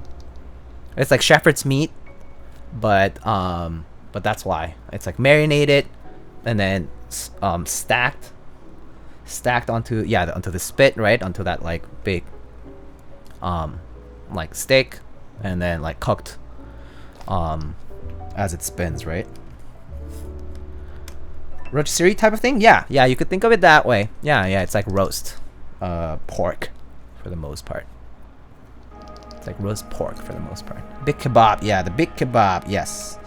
Anyway, so al pastor is my favorite, second favorite, and it's a hit or miss. That's the main unfortunate part about al pastor, is that it's very much hit or miss. Why? Because it depends on the marinade. Basically, it depends on how they marinate it. It depends on how they cook it and how they slice it. That matters a lot. So I am a little bit picky about my al pastor. Often, if I go to a place and their al pastor is good, it's a very good sign. It means at least that they care about how they do their meat. So yeah, it's a good way to assess for me a taco spot. If the al pastor is bad, I don't go to that place again, usually. Yeah. Or I just get something else. I just don't get it again. I just get something else. Rather, I just focus on other fillings. I just don't get it twice. Yeah.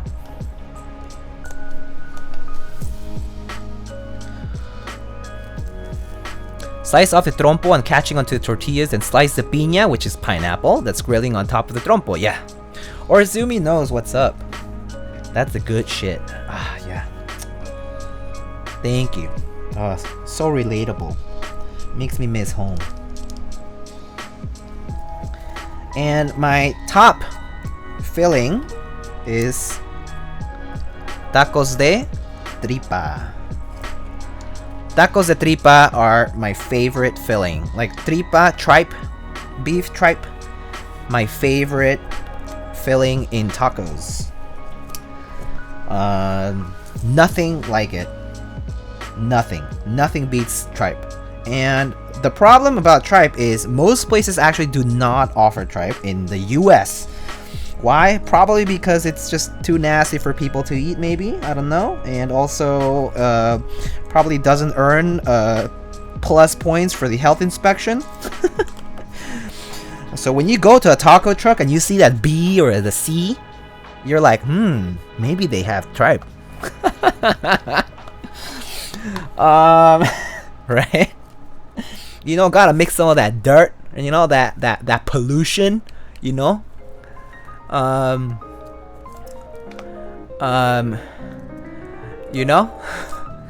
Anyway. Some of that extra condiment you feel. But anyway, tripe is delicious if cooked right. If you're getting tacos de tripa, I would suggest that you ask them to be well cooked and done like golden, like crispy tripe, chopped and like golden crispy, like, you know, like nice and crispy, like cooked like that. And that's gonna taste amazing. So tripe also is kind of like marinated. It's kind of like cooked in like kind of like fried in like these like in oil and whatnot. So there's a bit of flavor from that. It's kind of like cooked in like these juices of meat and stuff. But tripe is kind of rare to find in the US, I feel. I haven't seen it in more than maybe a few places in like all over the country. So I almost never get it because it's hard to find up here. And even if they have it, it's quite expensive. Because I'm not very keen on paying a lot for tacos. Because tacos are like the people's food, you know? It's like the one thing that's cheap and easy to get when you're like in Mexico. And so for me, it feels kind of weird to pay like $4 or $5 for a taco. Like, it's just too expensive. I think my limit is like $3 or $3.50 per. And that's like if the filling's like good, right? But any more than that, and I feel quite reluctant to get tacos. I would rather get something else that would be more filling. As far as like my food choice goes. Yeah. Tripitas is all over the place in California. I know in California they'll have it more often than not. But at least in other places, like in relatively like Mexican dense places, like it's still not there. Salsa verde or roja? I prefer verde personally, but roja can taste really good if it has like a good kick to it. Yeah. Also, I got focused on talking so much that I haven't tested the stats just yet. So let me do that now. Food talk gets me going. It's not good. Gets me a little distracted. The grocery stores around me, pig intestines are sold as chitterlings. Huh.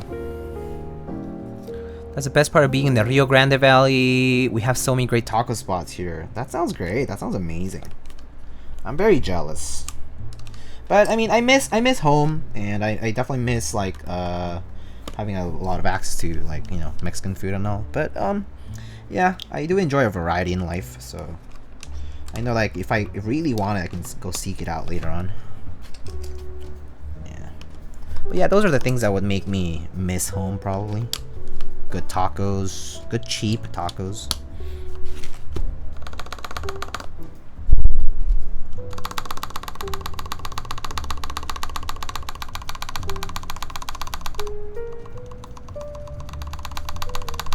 Okay, sounds good.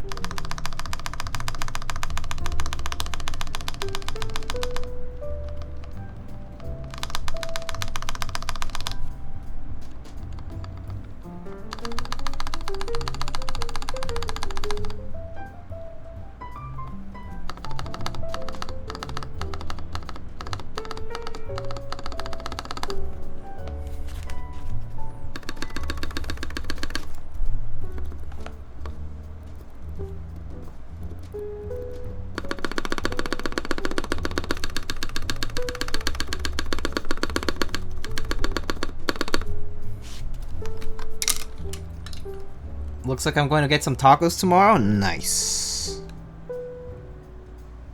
You should. Let us know how that goes. If you're on the Discord, feel free to share a photo. Turn away from stream to eat dinner, come back and your food talk making me hungry. I'm so sorry. Oopsie.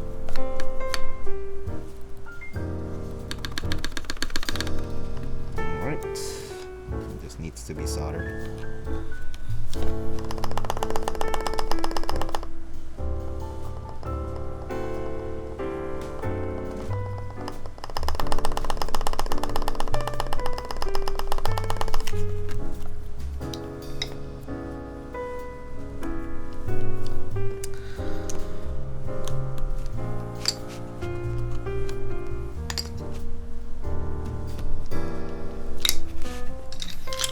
Alright, stabs are good now.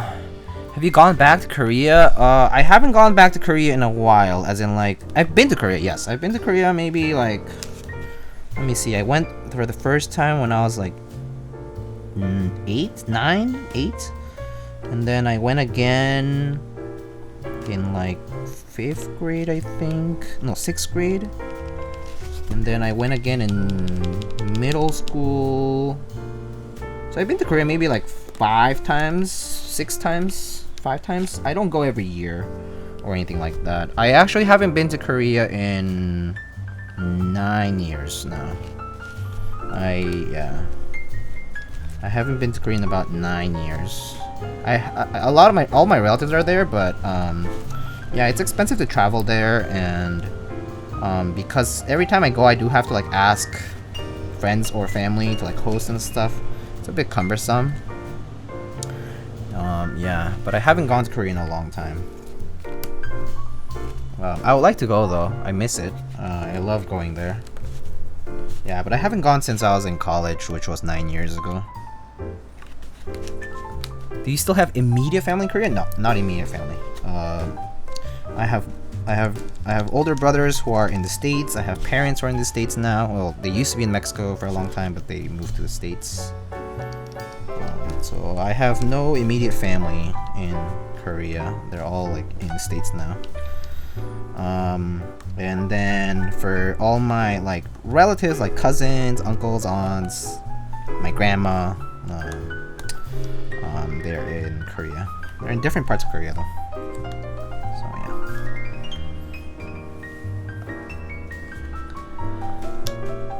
yeah. Had travel plans to Korea for late March last year. Oh, yeah, that's a shame. Yeah, travel plans. It's always sad to hear about canceled travel plans or postponed at worst. I mean, at best, rather.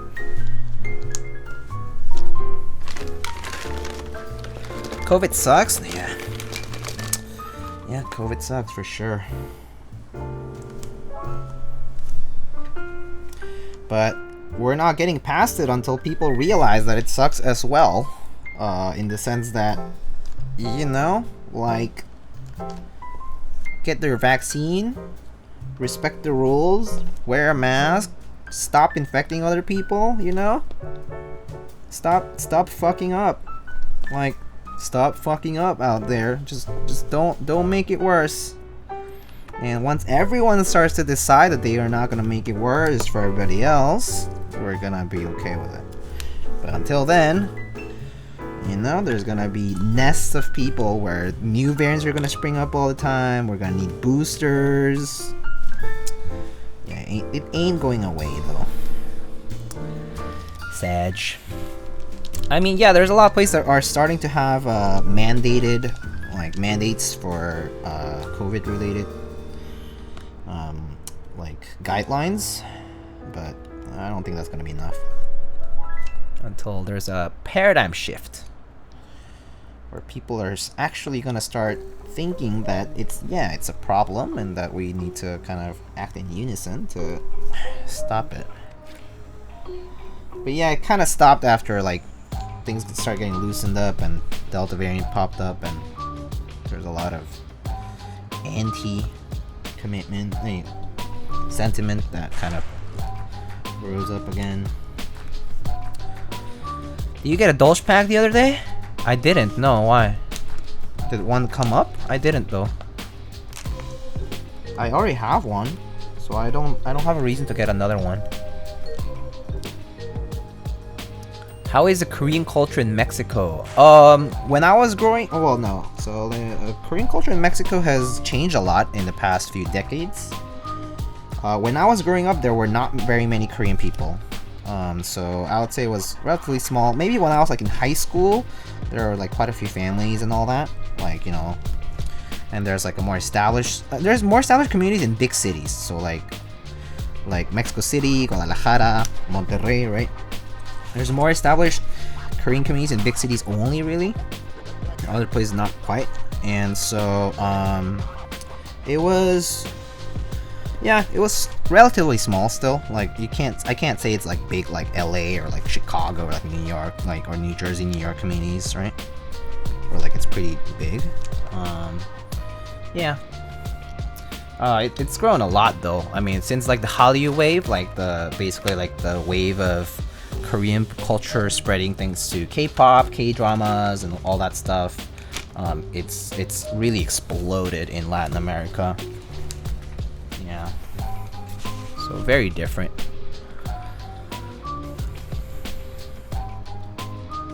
Korea was the last country I traveled before COVID happened. Postponed indefinitely. Yeah. Had travel plans to Korea and Japan last year to go see twice in both countries with a group of like 8 people. Oof, 8 people. Damn. So many confirmed cases around my area. Yeah, Sag. Like 4 came up $80 plus shipping. Damn. That's good. Damn. That's a good price. No, I didn't get lucky. I can't keep track of these all the time. It's kind of hard to. Alright, I think we're ready to solder now. So, I'm gonna turn on the...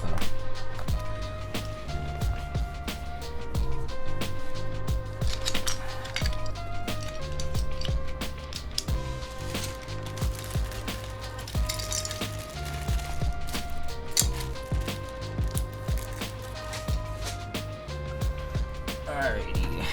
Let's turn on the fan here.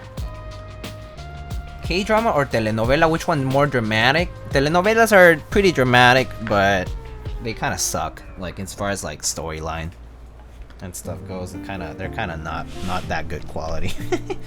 I feel like their writing could be improved. Yeah, in a lot of telenovelas, it's very repetitive and like there's very like specific tropes that just don't develop very well.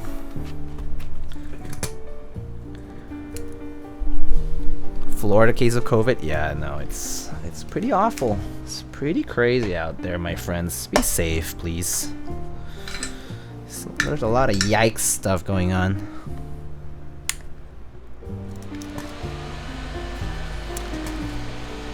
How are stabies? Stabies are good. They're a little bit tighter compared to, let's say, like Durock stabs.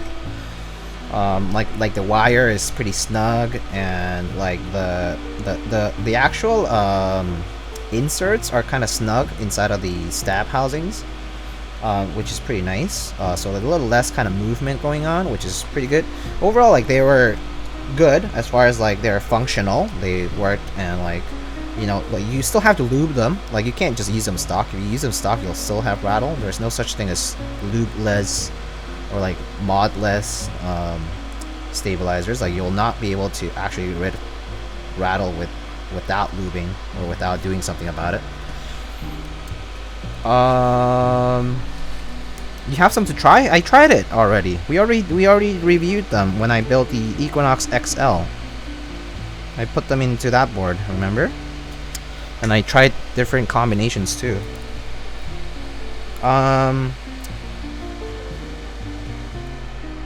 So yeah, stabies are good, but according to AE board, stabies are still going through revisions, so there's still a bit of prototyping going on.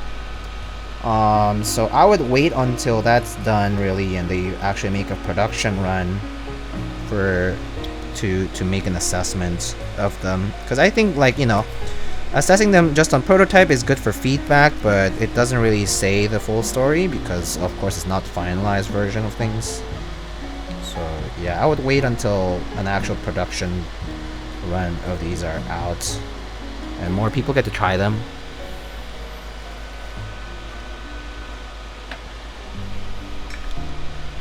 Yeah.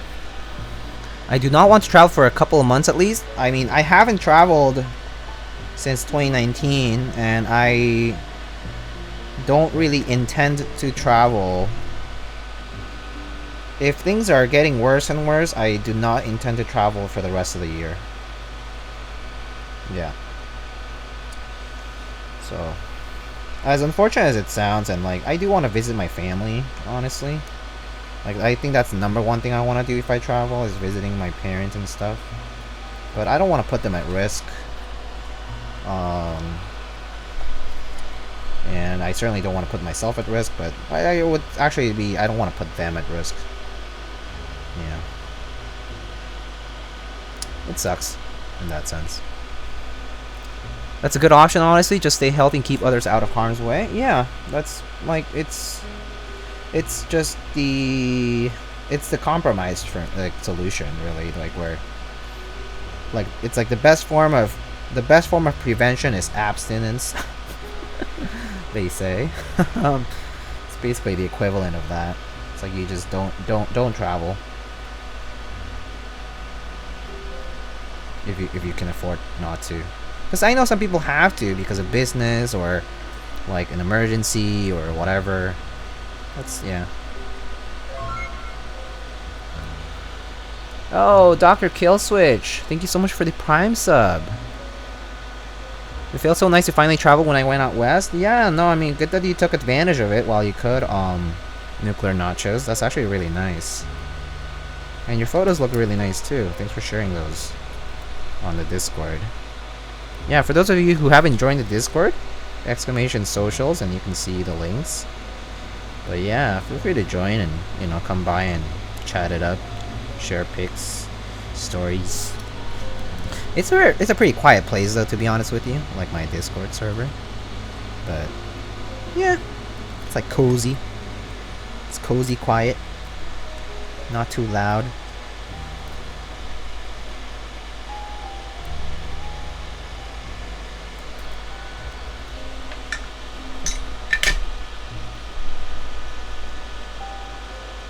Auntie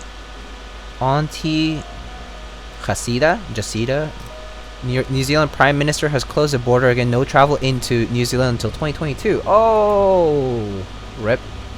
Guess I'm not going to New Zealand anytime soon. Okay. Sad. We vibe from time to time, indeed. It's good times. Lightning's personal flex layer? Sure.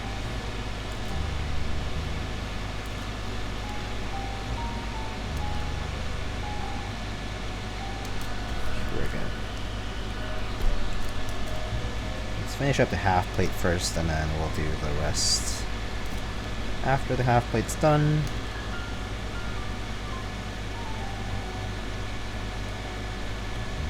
Oop.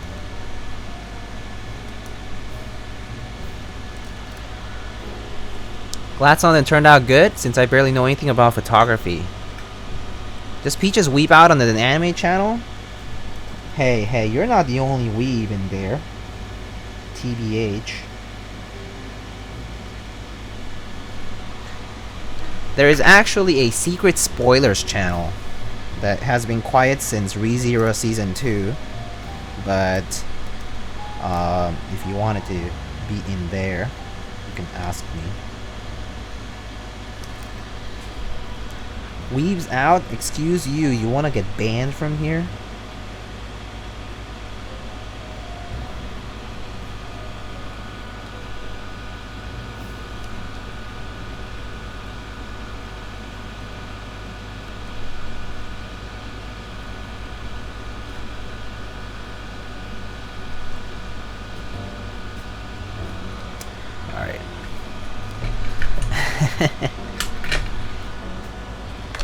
Alright, I think the half plate's done now. Looks straight. One fun way to check for straightness is just look at it from top when there's like something light in the background. If you can see through the LED holes, and you can also like completely well, it's a good way to check. Although not every PCB has LED holes, but that's one way to also sometimes check for straightness. Always also comparing them relative to the wall next to it. It's a good way to check for straightness. Yeah. Alright, we can do the half plate section now. I guess I'm not cool enough for a secret weeb channel? No, you have to ask for access. Like, as in, like, it was only because, it was, actually, it's because you wouldn't know. Like, it was because when ReZero Season 2 came out, people were talking in the main channel, and then we were like, oh shoot, there's like so many spoilers to talk about. So I was like, oh, I'll make a new channel, and so, you just have to ask. But since then, no one talked about anything, so it's been quiet. Yeah.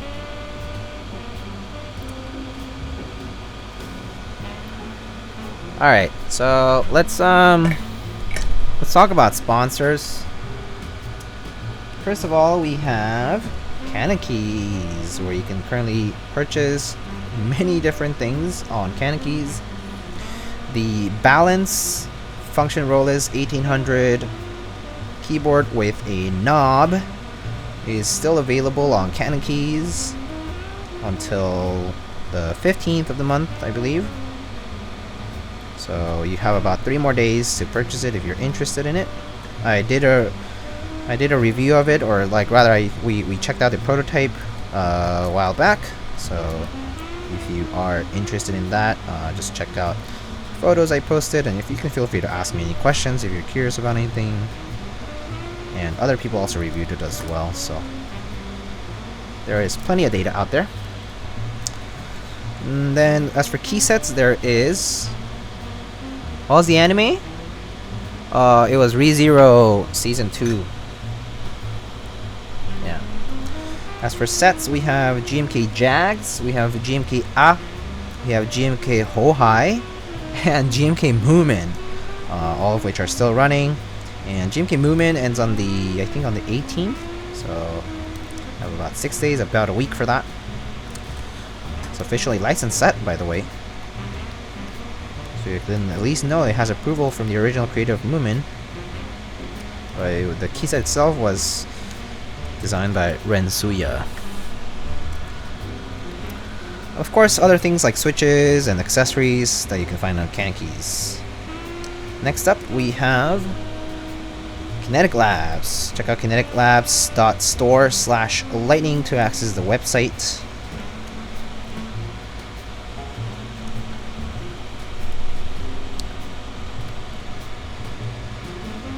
And on Kinetic Labs, there's quite a lot of variety of switches that you cannot find in other places.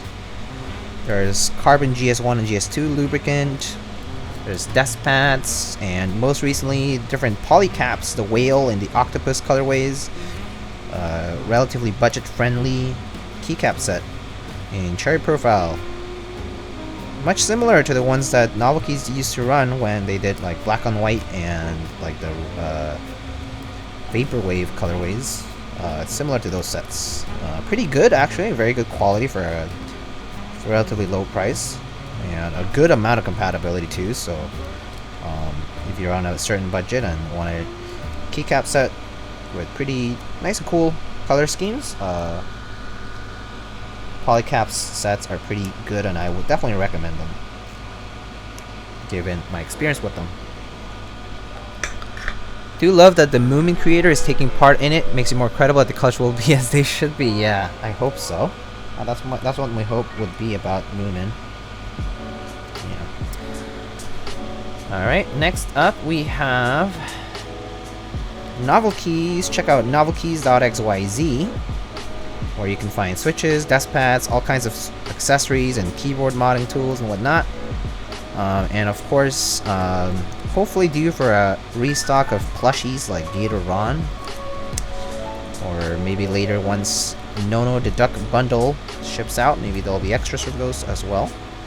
But anyhow, you can find keyboards as well. Sometimes the NK65 is available on Novelkeys, and any in-stock item that you can purchase, you can get 5% off if you use a promo code Thunder. And then for group buy right now, we have GMK Classic Retro Zuyin, which is a classic beige set with Zuyin sub-legends on the alpha keys.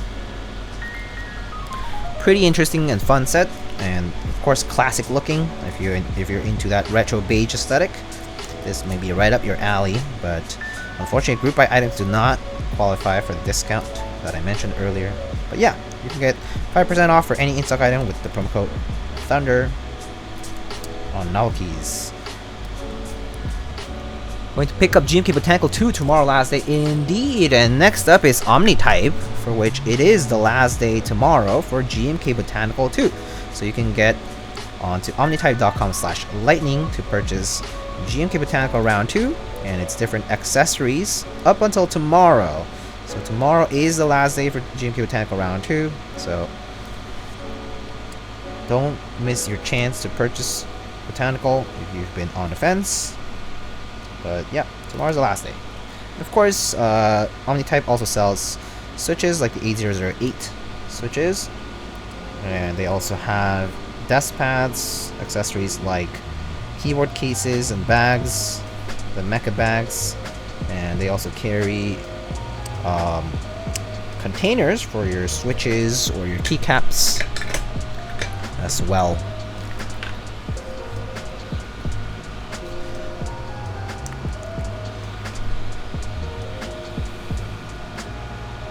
We should have a view party for the rebuild of Evangelion 3.0 plus 1. Although I know Amazon Prime does not allow Discord screen share. Oh, interesting. Didn't know that. Kind of on the fence for Botanical Round 2. Desert Base, any opinions or guidance about it? I mean, Desert is like a warmer tone, so it depends on whether you actually like regular Botanical. So if you think that regular Botanical looks a little cold, as in like looks a little too white or kind of bluish almost, then Desert might be for you. My first HKB comes in a week. Any tips, lubing, etc.? Absolutely recommend lubing your HKB. I actually have a HKB modding video, or rather it's a build stream, but you can follow it to check out how I modded it. It was an HKB Pro hybrid, so you can check that VOD out, the build stream VOD out, and I recommend lubing. If you want to silence your switches, you can also do silencing rings, but yeah, definitely lube, and lube lightly first of all for the sliders. Remember, you're not lubing the sliders themselves, you're lubing the housing that is going to keep them in place. Oh, missed these two. Alright, next up we have Prime Keyboards, primekb.com/lightning, where you can purchase alpacas, silent alpacas, cobalt palms, TTC switches, Durock V2 stabs, my favorite stabs to use for most builds. There's the alpaca versions of those. There's Deski's accessories, the Gateron switch puller. There's also switch modding kits. So there's like lube stations and switch openers and stem holders and all kinds of good stuff that might be helpful for your switch modding, as well as some decorative accessories as well. And yeah, so that's on Prime Keyboards, primekb.com/lightning. Next up we have Project Keyboard, projectkeyboard.com. You can currently get GMK Retrowave up until the 1st of September. So GMK Retrowave is currently live on projectkeyboard.com.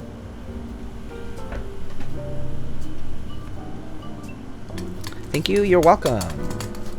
Feel free to ask any questions if you have any. And then next we have Salvin.com. Salvin.com. Right now you can find socks, Salvin socks. You can find hoodies. You can find switches, a few of the remaining switches from the Ash Keeps collab. And there's also Durock V2 stabs. If you're looking in the EU, Mr. Salvin ships from Belgium. And then finally, we have Space Cables, spaceholdings.net. And right now we have GMK Purple Knights. GMK Purple Knight is currently on Space Cables, spaceholdings.net. There's also cable collaborations as well as dust pads, XHT BDZ lubricant, and lube stations in 2 different colors. Oh no, we dropped. Looks like.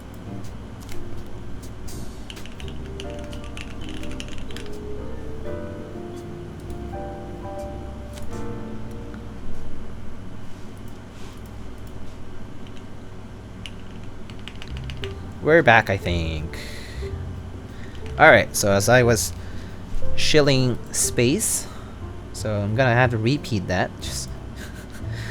But yeah, so spaceholdings.net, we currently have Purple Knight by Mr. Zambumon for the GMK set of this month. We also have dust pads, the Ouch Kick dust pad,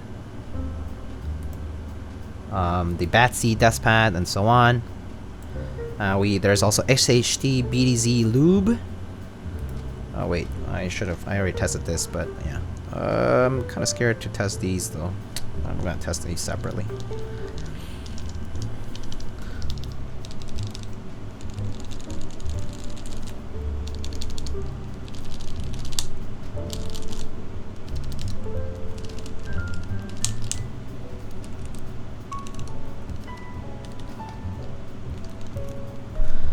Alright, what are these keys doing now? Let's see. Volume. Okay, I can do those. Volume. Okay, that works.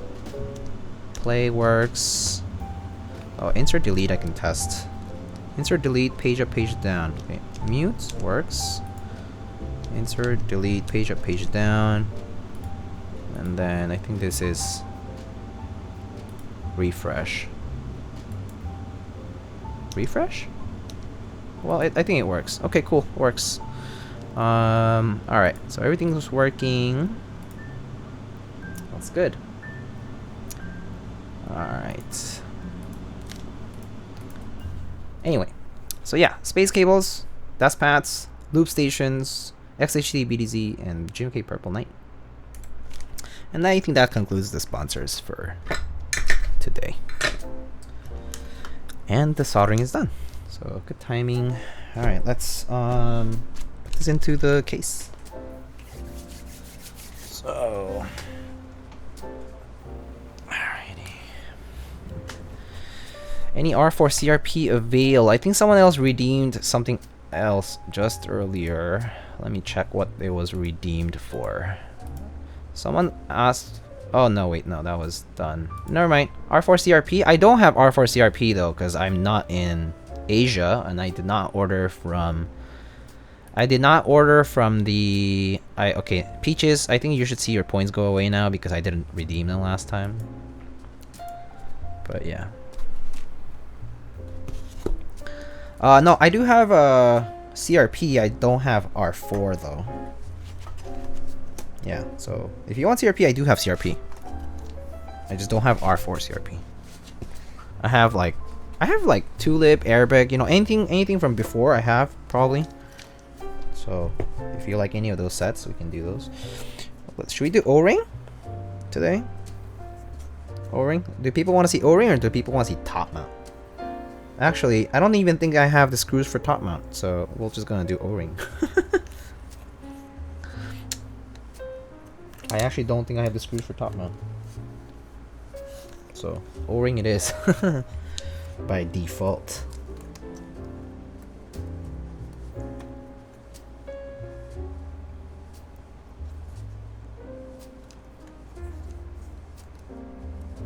Okay, I need a spudger here. Is this a personal build? No, it's not. It's in the build command. It says right there, Lightning is building a TGR Jane V2CE for a client.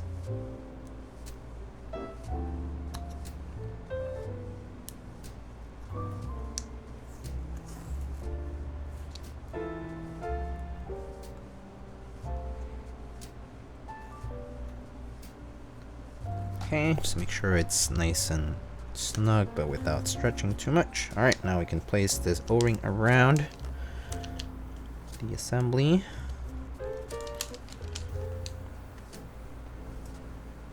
Alright, it's nice and taut. Oops. There. There we go. How much Jane V2 going for right now? Like, how much? Like 5 grand? Oh, regular Jane V2? Probably more. I think regular Jane V2s go for more than V2CEs. I think V2Cs were like 5 grand, 4.5 grand. I forgot. Quite a bit. All right. So the way this works is, okay, let's first make sure to remove these parts separately. All right. So O-ring sandwich mount, you just basically place the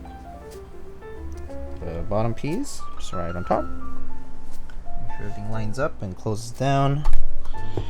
Alright, so the first step is to grab our screwdriver and clamp it down. Just make sure we align at least one of these corners.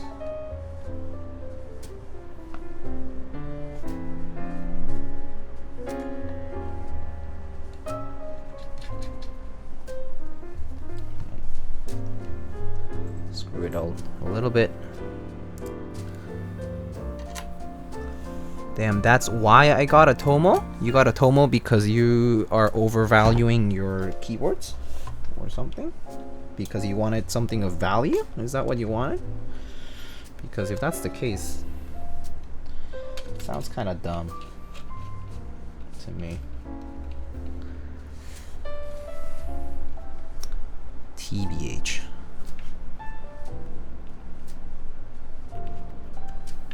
Investment? Is that what it is? It's an investment. It was also unlimited, so there's gonna be quite a few Tomos out there, by the way.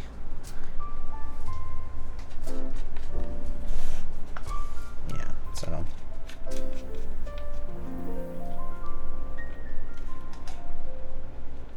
This O-ring's very, this O-ring's very thick. I'm a little bit nervous. Hold on.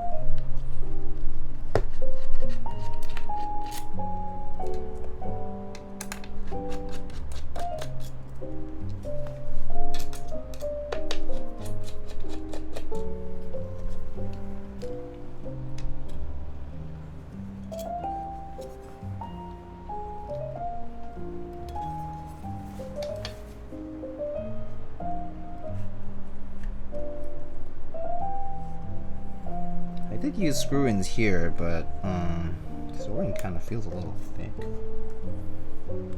Should be okay, hopefully. I just have to squeeze in.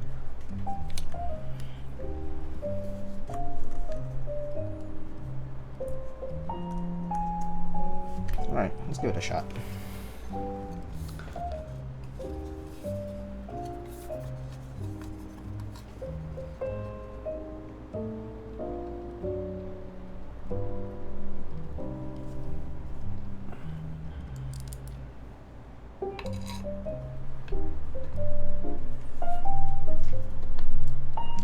Spudger time. Just make sure it's nice and... there we go. Okay. It was just getting hot in the case. There we go.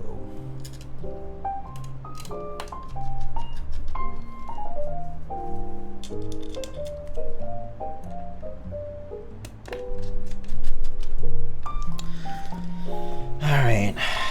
The pain of building a Jane is the aligning. Always hard to align it perfectly because it's not perfect. It doesn't have alignment pins for the reason that it keeps the edges very sharp so that it looks relatively seamless to the naked eye. It's kind of a hassle, to be honest with you.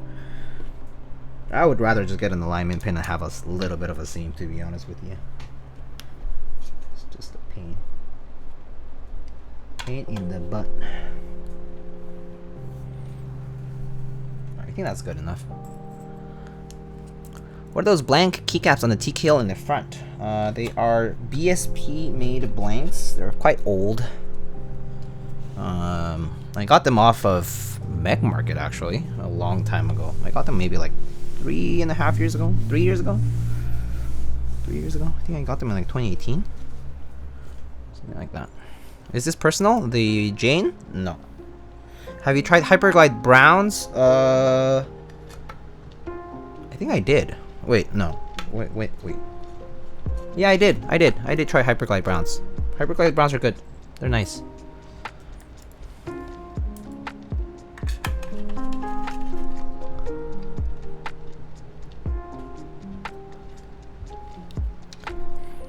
What has more screws, a real Force or a Jane? Definitely a real Force, I think. Actually,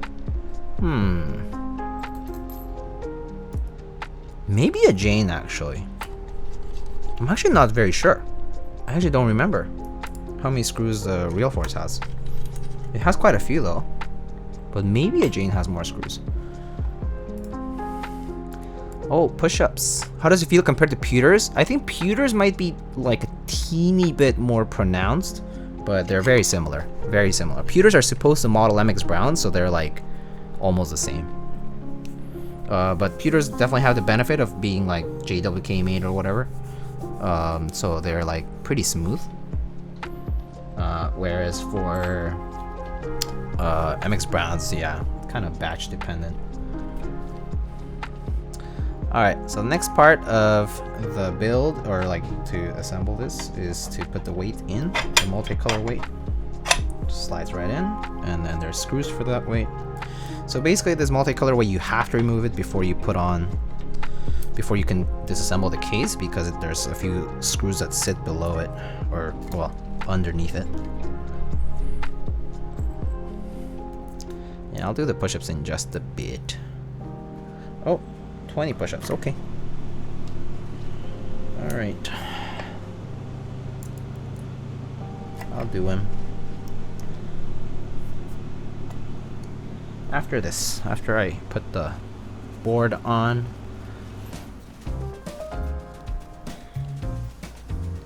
The back of the board.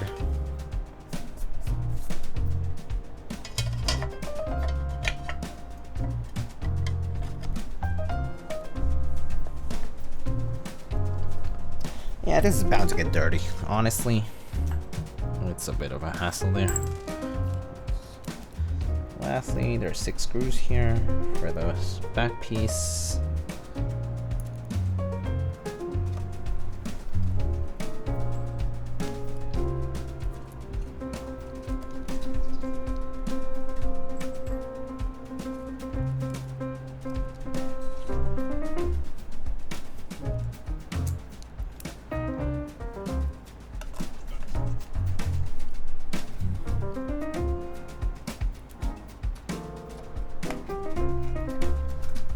Alright, cool.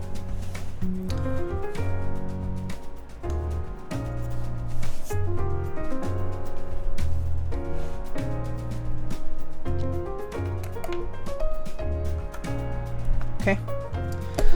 Push-up time, I guess.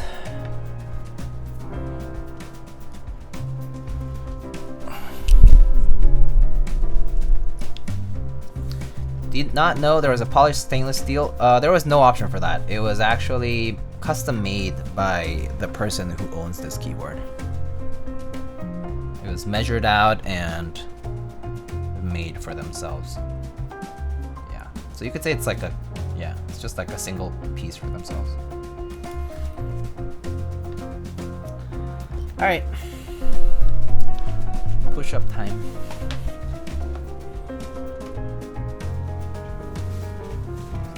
How many do I owe? 20? 20, right? Yeah, 20. Okay.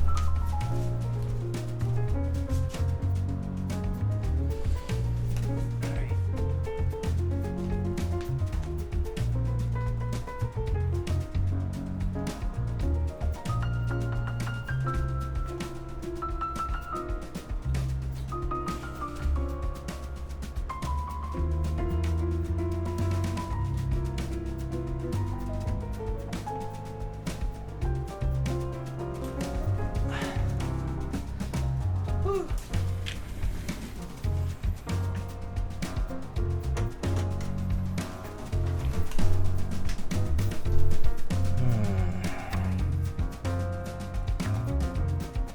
Yeah, simple dimensions, and it's not very thick. Yeah, it's actually probably not as expensive as you're thinking. Yeah. Like some money for sure, but I wouldn't say it was like life-breaking expense.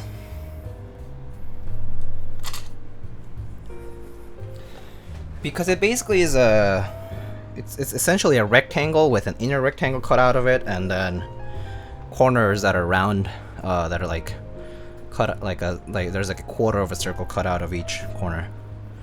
So it's really not rocket science to reverse this and make one. It's pretty thin. It's maybe like 2 millimeters, 3 millimeters. Is this a commission? Yeah, it is indeed a commission build. Ooh, that looks nice. That looks pretty sick. Alright. Have we decided what key set we want on this? Someone said CRP. Timmy, you here? What kind of CRP you want on it? Would love to see some Desko. Oh yeah, I do have some Desko. I have R2 Desko, is that okay? I have R2 Desko. So it's a little warmer toned. But yeah. Alright, let me go get it. It's in my other keyboard.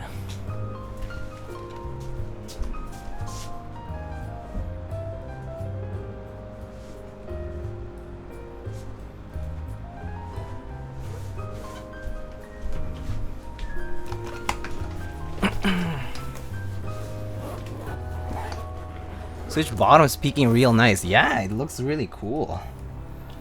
I like the color combo.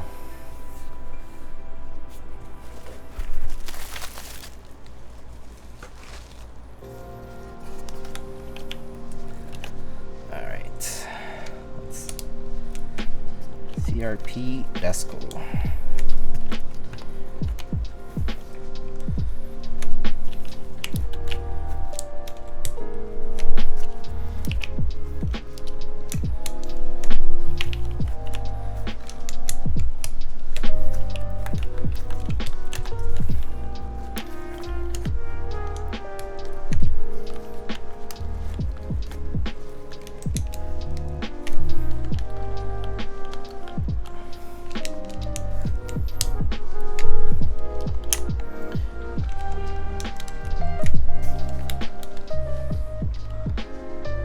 More like CRP. Let's go! CRP poggers!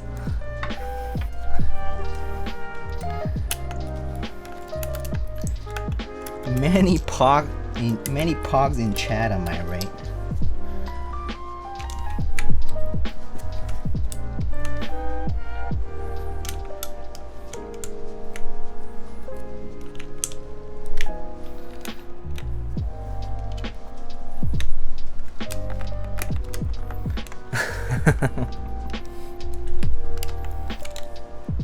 That way you don't have to feel bad because now I'm the one being all excited about it.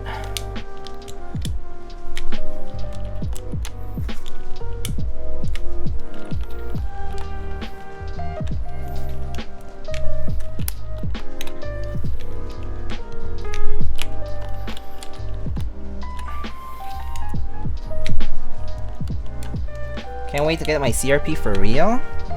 Yeah. Pretty excited about that myself. But yeah, CRP R4 is gonna be in like January, I think. So a little bit of a wait. So yeah.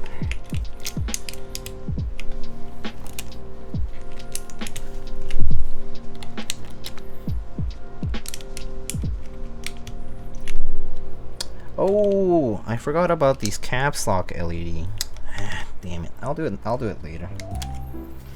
Next time I open this up. Oh, my face when I have to open this up again to put an LED or two. Okay. A lot faster than GMK. Very true. Very true. Still a bit of a wait, but yeah, you're not wrong.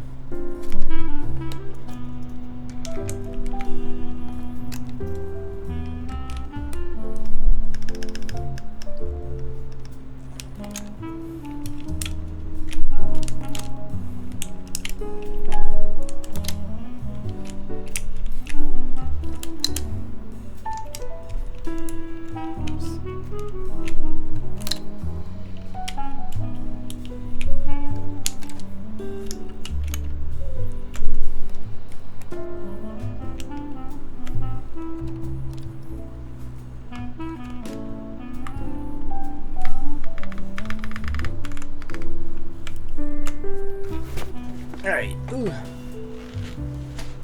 And 2 more keycaps. Let's take that from See my artisanal box. Artisans. Let's see. Desko.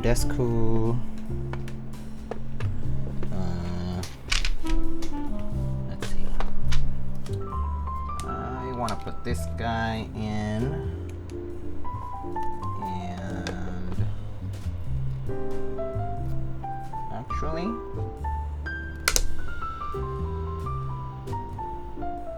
let's put this guy in.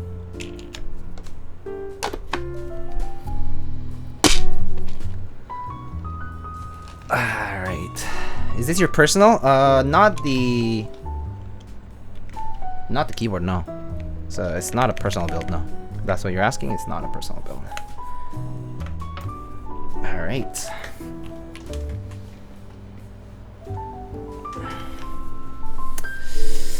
Look at that. Oh, I was picturing Desko Black. Didn't R2 wasn't. Oh, you were thinking of Desko Black. Oh, you said Desko, so I went for the orange Desko. Too late. Too bad. Already even picked out the artisans for it. I see.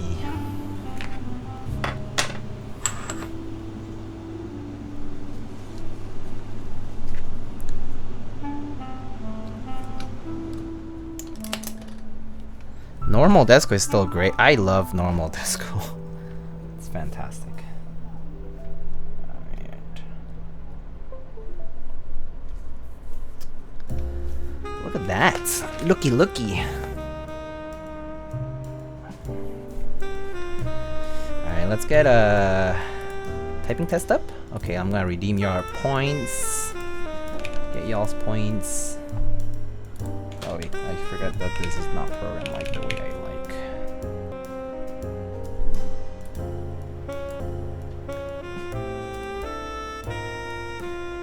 Look at my computer here struggling with memory right now. Oh my god. I really need a PC upgrade badly. Oh my goodness. Oh my god, it feels so clunky. This is why I never will stream games, because this keyboard do be struggling. I mean, this not keyboard, this desktop. It's a bit of a struggle bus right now. Hold up. Wait, how much RAM you got? Can you do exclamation PC part picker? I think it should say there.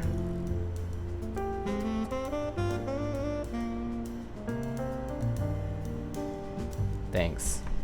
Yeah. Not much.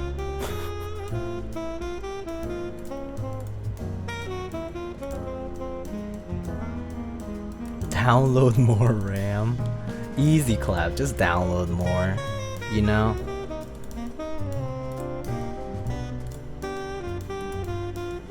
$16 is good enough? Yeah, that's what I think too, but yeah. That's what I think as well, but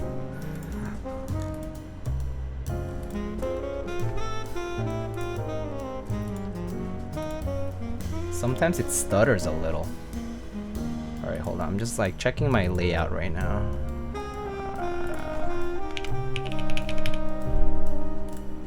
Alright, cool.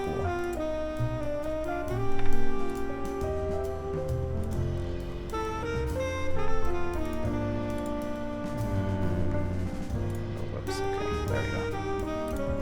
Alright. Wonder what's taking it all? OBS. OBS is eating up all the memory, probably. Yeah. Takes up a ton of memory.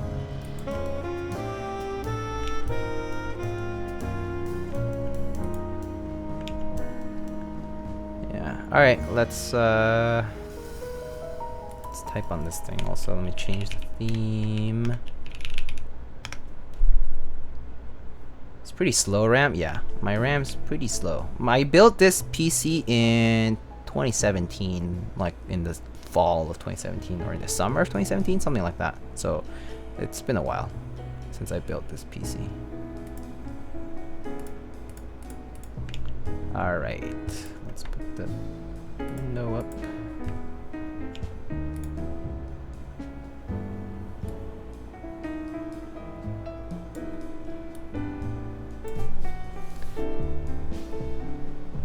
If you're streaming and multitasking, you want better than 4-core? Yeah. Quad-core is not enough, for sure. So, speaking of upgrades, I am thinking of organizing an event to fund some upgrades for the channel, including a camera, a few other stream-related things, maybe a new capture card, and new PC-related upgrades. So I'm in the process of organizing some stuff, but more details to follow. It'll be soon TM. But yeah, get hyped. Alright, let's do this. Bro, just sell your Jane and get 2 3090s? I don't need a 3090 though. I think 3080 is fine for me. Yeah, I don't need to pay like that much more.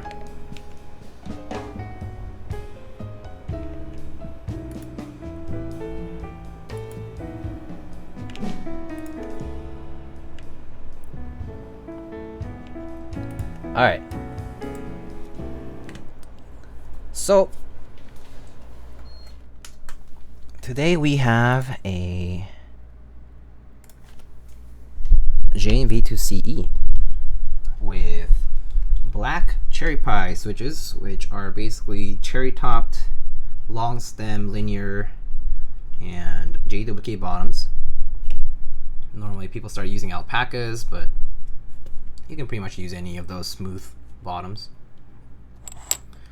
And then, yeah, cherry tops and a long stem linear, like a cream or something like that.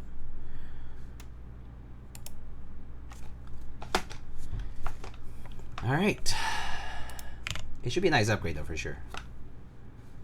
Let's see, so. All right, friends, let's type on this thing. Y'all ready?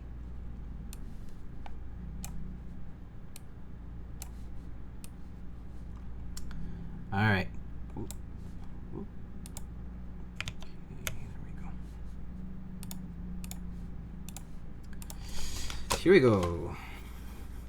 FR4 half plates mounted with O-ring around the assembly. And here we go with CRP Desko from round 2.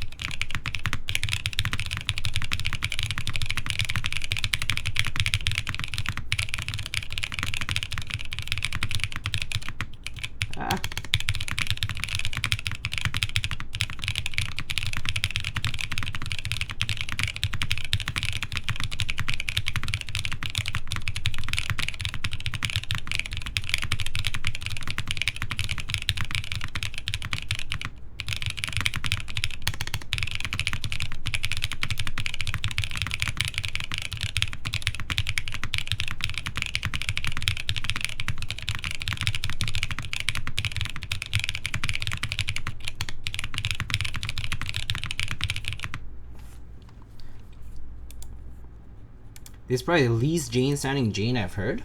Kind of still sounds like a Jane to me, but let's try it one more time. It sounds really good though. Let me try it without my earphones kind of bothering me. All right, it goes again. Sounds like not just a regular sounding keyboard, but a really good sounding keyboard. Nice take. All right, here we go.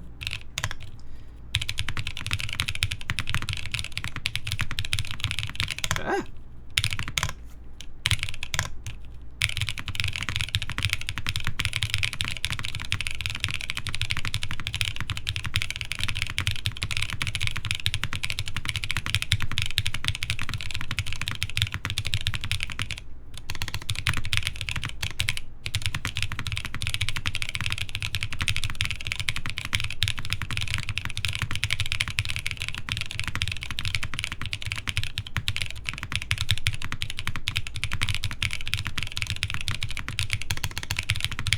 god, I'm fat fingering these keys.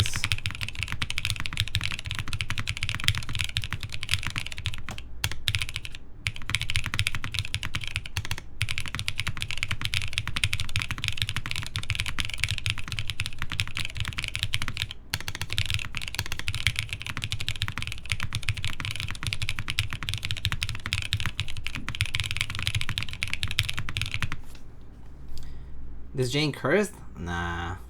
It's just me. It's just me. Alright. Sounds pretty good though. Sounds really nice. Yeah, Spacebar sounds really good for sure. The mods sound really good, I think. But we'll see. We'll see about the rest of the mods. Alright, here are the mods.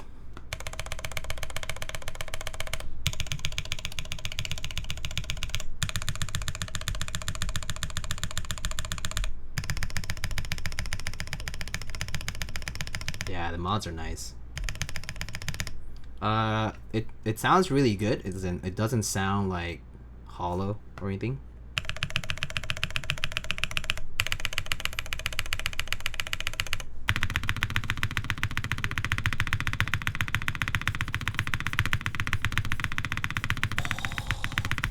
That spacebar is nice.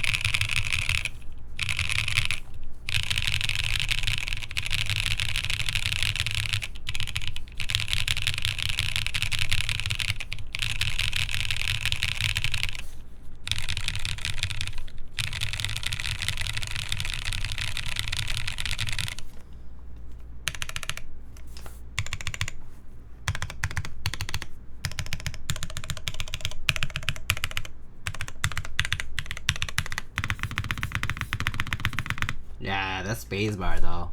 That spacebar sounds A+. A+.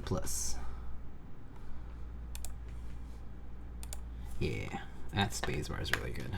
It's that thick CRP bar. I missed the spacebar action. What did he do? I just lubed it. I lube normally. I lube with 205.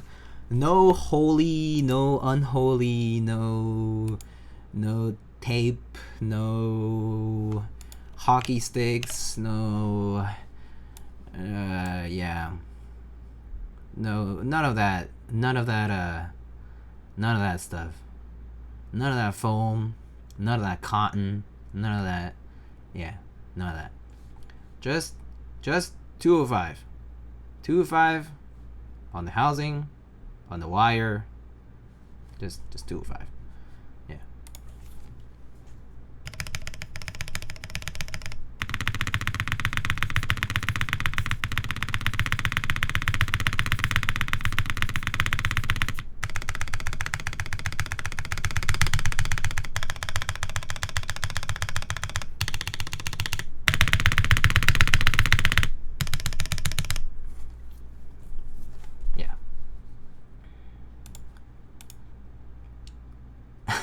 Mason, damn Diego, tell me how you really feel about holy mod, P foam mod, tape mod, waifu mod, band-aid mod. Yeah, I'm too lazy for these things. It takes time, takes money. It doesn't really improve my experience that much. So for me, I just don't do it because it's just too much effort for very little return, in my opinion. I would rather spend time to redo my stab than taking forever doing these little band-aid tricks and whatnot. It's just so much work. It's just so much work. Durock stabs, yeah. These are Durock V2 stabs. Look, I can show you.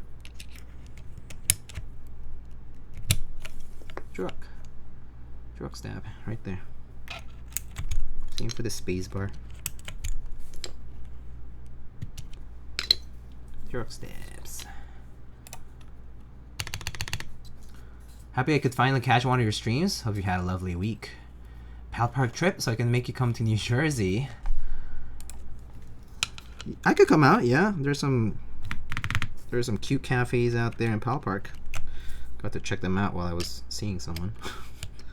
Except I don't see them anymore, so no reason to go to Pal Park other than to see keyboard friends, am I right?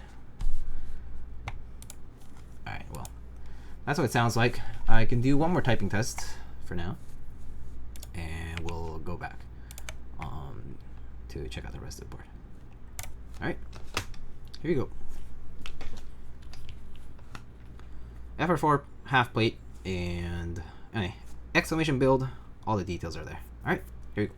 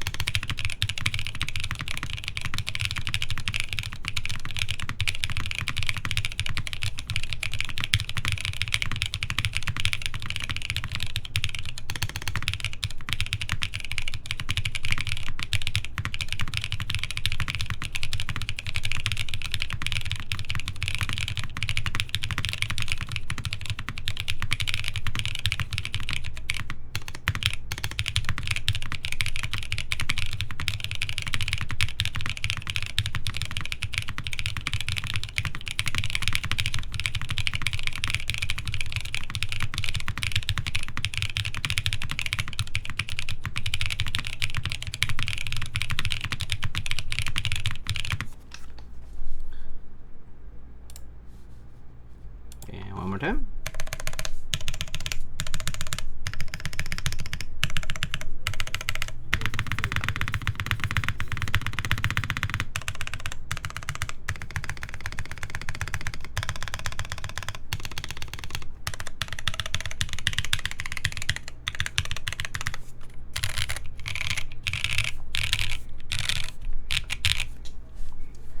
And that's it. How do you guys feel? There's been a lot of discussion going on. Let me see what it says. Holy mod too annoying to apply. I agree. Definitely type like 10 words per minute on long pull stems. Like, oh, it's slower. Yeah. I love Epsi mod, but I would never do it myself. I just go to Epsi and be like, bruh, do my stabs. Yeah. Wire balancing for me doesn't work. I would rather throw away the wire and get new stabs if I am having issues with the wire already. Just spend extra $3. Just get a new wire. Yeah.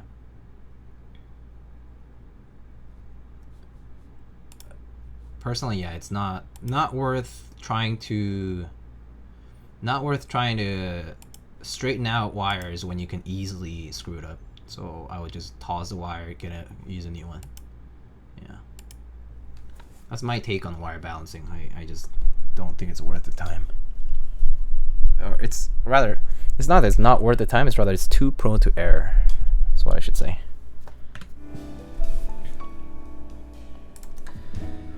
Alright. Sound is very progress indeed. It is very nice. What's that F13 Artisan? The F13 Artisan is called an Explorer by Zorpcaps. This was a commissioned colorway to match Carbon. To match GMK Carbon. One of my favorite sets actually.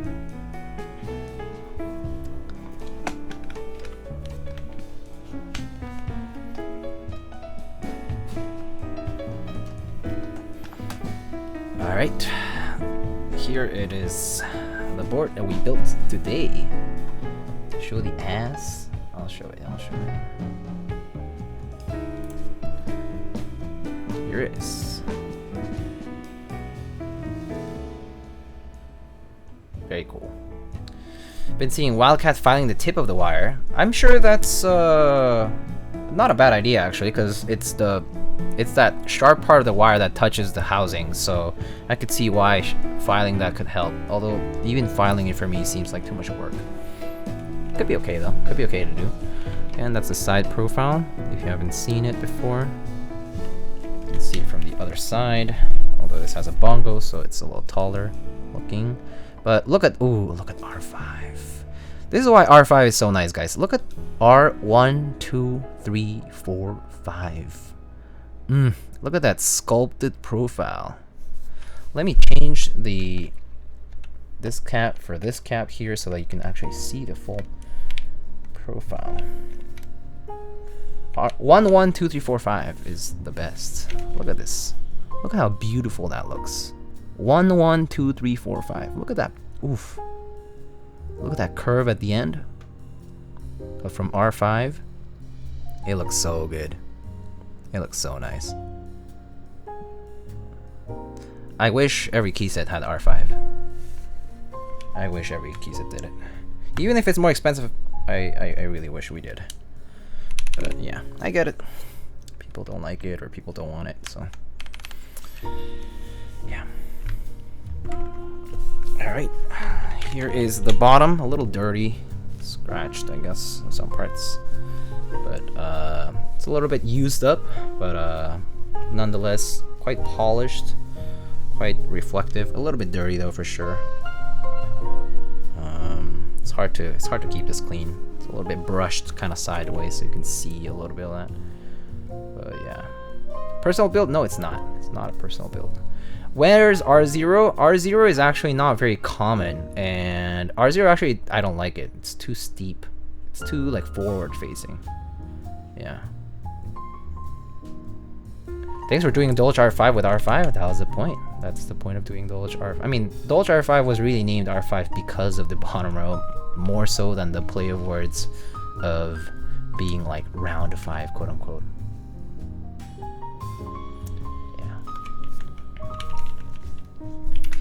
And the back that people love, the back weights, there's a multicolor weight. People seem to love with my super grimy fingerprints on it, of course.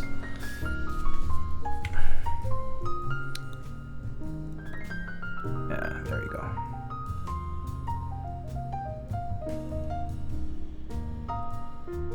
Multicolor weight, pretty nice. If I took a shot every time someone asked whether it was just a personal build, I would be dead. Same.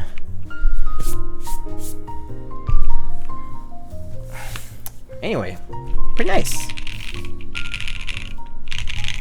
Oh, check out. Do you have an opinion on CE versus non-CE? I actually prefer non-CE because I actually prefer the F12 TKL. It looks a little less cramped. So like, this is the Matrix 8X V 2.0, and I like the look of the F-row separation here. I like this more than F13 actually. So that's the only thing. That's one of the things. And then the second reason why I like the regular JMV2 is because I like the bottom, the steel and brass contrast is pretty nice. Yeah. But yeah, both are very good keywords nonetheless.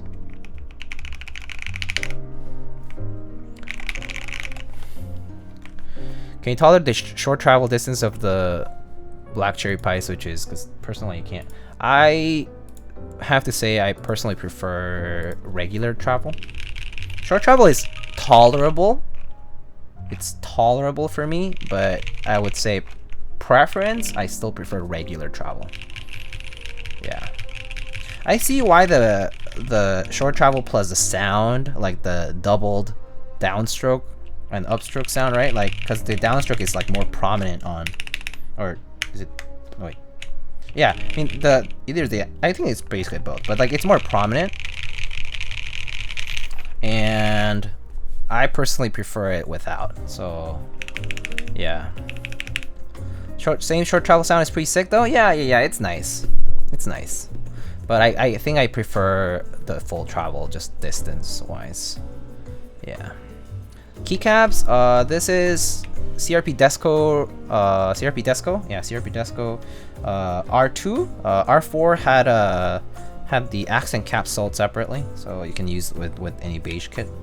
And then these are BSP blanks. But yeah. Yep. So yeah, that's the build for today. Oh, you know what? I actually am gonna do something. Stream's not over yet, by the way. I'm gonna do something fun.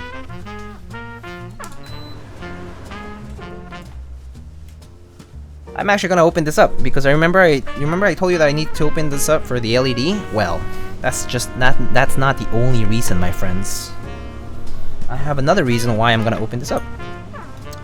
So let's get it open first, and then I'll tell you why. Where the fuck is my screwdriver? Or the F? Giveaway? No. No giveaway. Giveaway maybe in when I do the big event. I'll do giveaways. There'll be a lot of giveaways during the event. I can guarantee you that much, guys. There will be quite a lot of giveaways when I organize the big event. Yeah, so you can get excited for that, although we'll see what kind of prize we have, but yeah. I'm in the process of organizing that.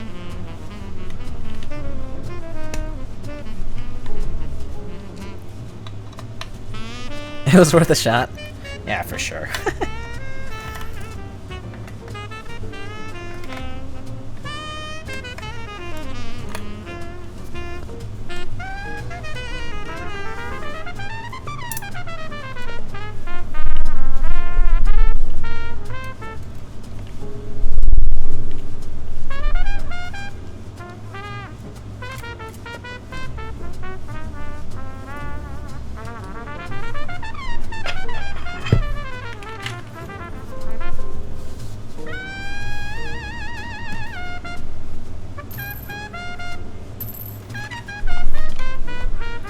I never win free shit, so it doesn't even matter. I mean, same. I never win giveaways anyway. What's the difference?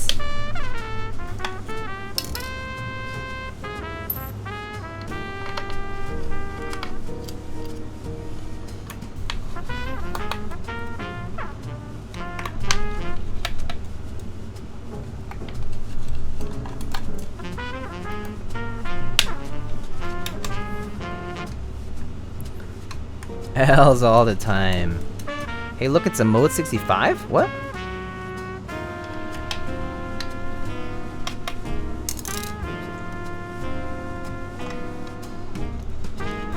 I want to give away ones, but I never got the prize? What? That feels bad. What? How did that happen? How did that happen, Peaches? That's awful. That's not nice. That's just not nice. Alright.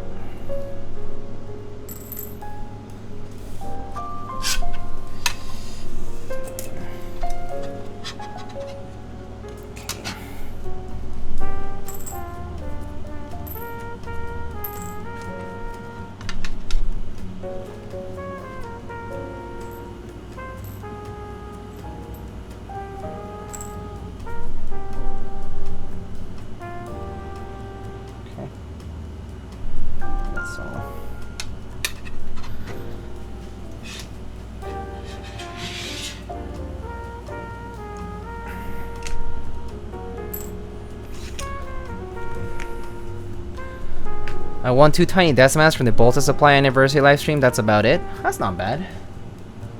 At least that's something. I've only won once this whole time in the hobby, and it was on Tony's subathon. Guess we only get one. It's just, yeah, the odds are just very, very hard. That's all. It's just difficult odds to beat.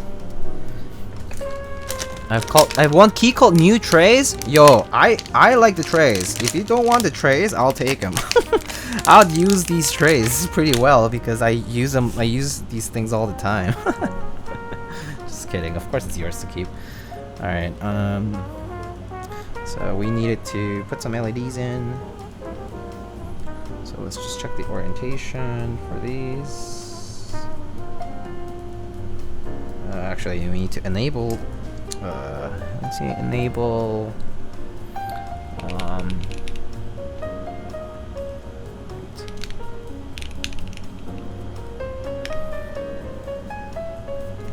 Alright. Let's see, enable caps lock. And. Okay, this is where the weight shines, so this is a little part on the cathode.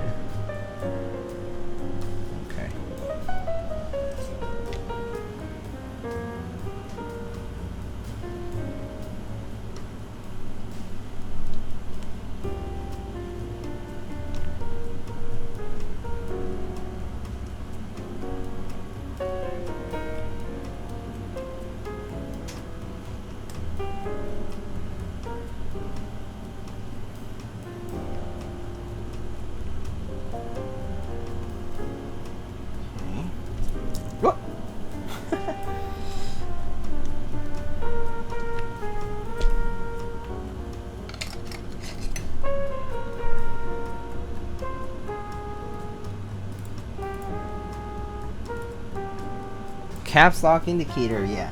Caps lock indicator.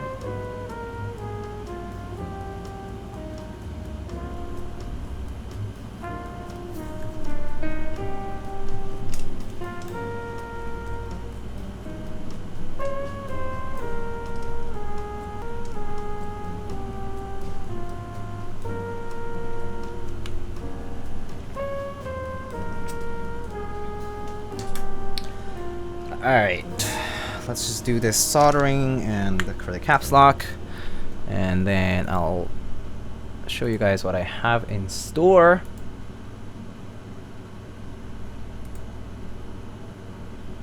Heating up this thing.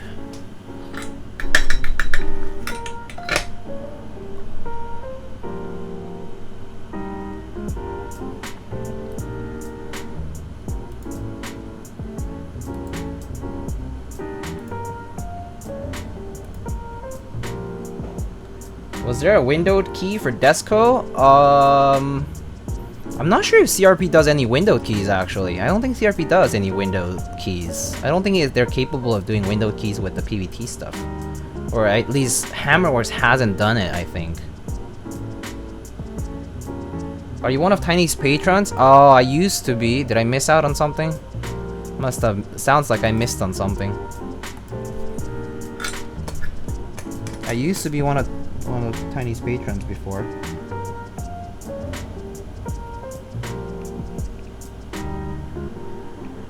But I unsubscribed because it was just an extra expense that I didn't want to have right now. Or I couldn't, rather. Is that a custom backplate? Yeah, it is.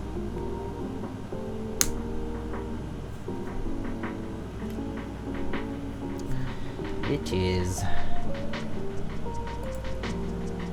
Also, Choosy Q, hello! Do you forget to do this? Yeah, I forgot to do this, that's why. Let's see, they wanted LED, that's good. Alright, let's test it now. Caps lock indicator LED. There we go, caps lock. Caps off, caps on, caps off, caps on. Okay, cool.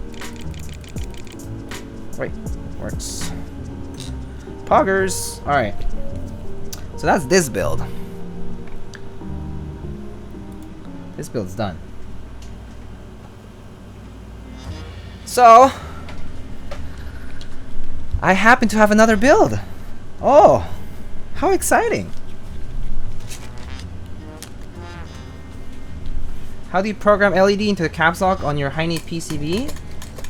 You have to short. There's these pads that you have to short for the caps lock LED, and then you put the LED in and test it. Wow. Yeah. Somehow I'm a hacksaw. Somehow I have another build. How is that possible?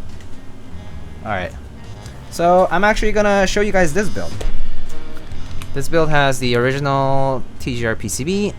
It's actually for another client. So this build is actually for a client who requested a PCB plate build. They did not send the JV2C, and it was basically an off-stream build. So I just finished it, and so I wanted to try it out. So we can try it out while we're at it. Mini USB port, yeah, mini USB port. All the TGR boards have mini USB port except for I guess the Tomo will have USB-C now. So yeah.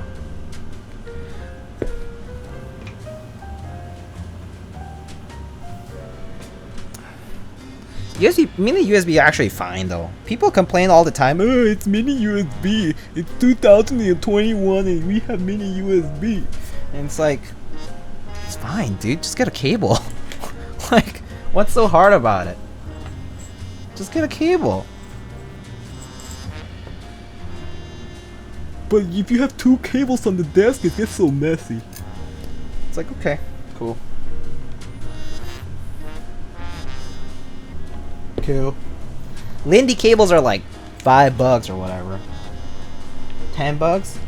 Not even. Just get a Lindy cable. Lindy cable's goated, okay?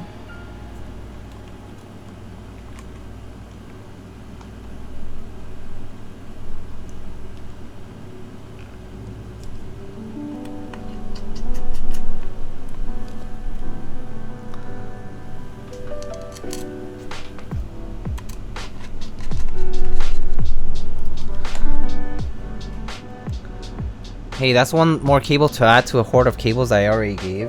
Or I already have.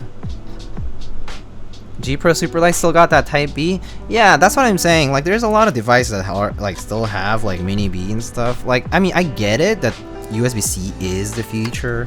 And, like, at this point, it is fair to expect USB-C. But some people are like, I will never own a board that's older than 2019 because it has mini USB. Now, because it has mini USB, that board must be trash. Absolute garbage. This is a personal build? Nah, it's not. Just use boards with a mini USB, yeah. If it's for boards, then I don't care. Yeah. For keyboards, yes. Mini B literally fine, now micro is an oof. Well, it's kind of funny though, because micro technically I think has... better longevity than mini, I think, right? But it's just that the port is super small, so it's also like very prone to getting damage and whatnot. Yeah, I think in terms of insertions, like insertion cycles, I think micro is much better than mini B. Yo, White Tiger look at me funny, I think wants to fight. JD do be like that.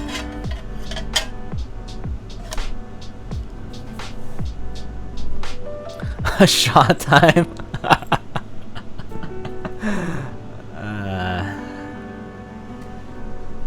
Yeah, B insertion not as strong. Go with mini D.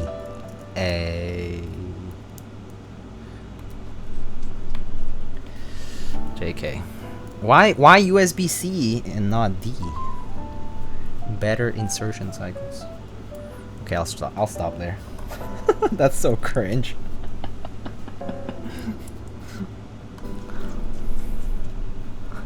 Cries in micro D. Nice. Nice.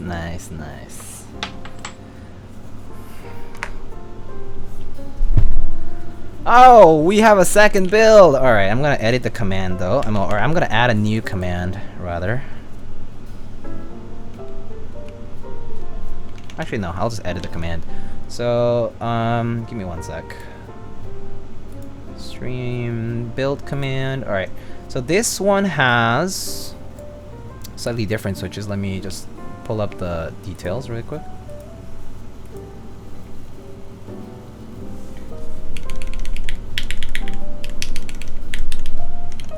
Oops. This one has. Oh wait, no, that's not it.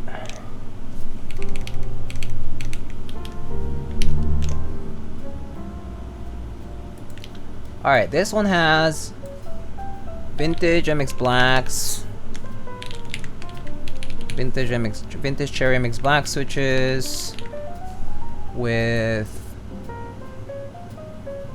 let's see, lubed with 2.5, 67 gram sprit springs, and this is a carbon fiber full plate.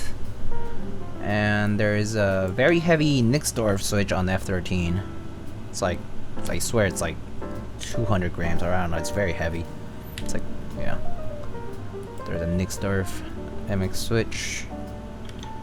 Oh, it's just very heavy though. Alright. GMK Dark? Yeah, GMK Dark. It is GMK Dark. This murdered out look though? Yeah, I know. I like it.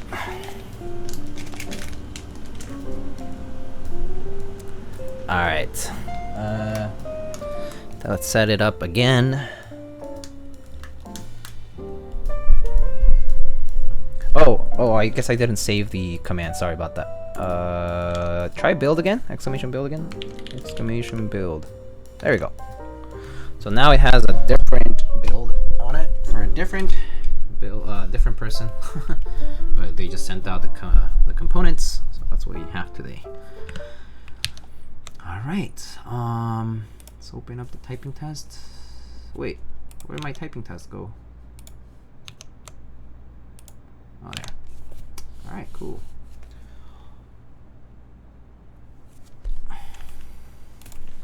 The classic vintage blacks, that's right. We have Le Classic Vintage MX Blacks switches with 2.5. Alright, we can maybe change the theme of this. Ooh, that's very dark though. Is there anything that's dark but not that dark? No.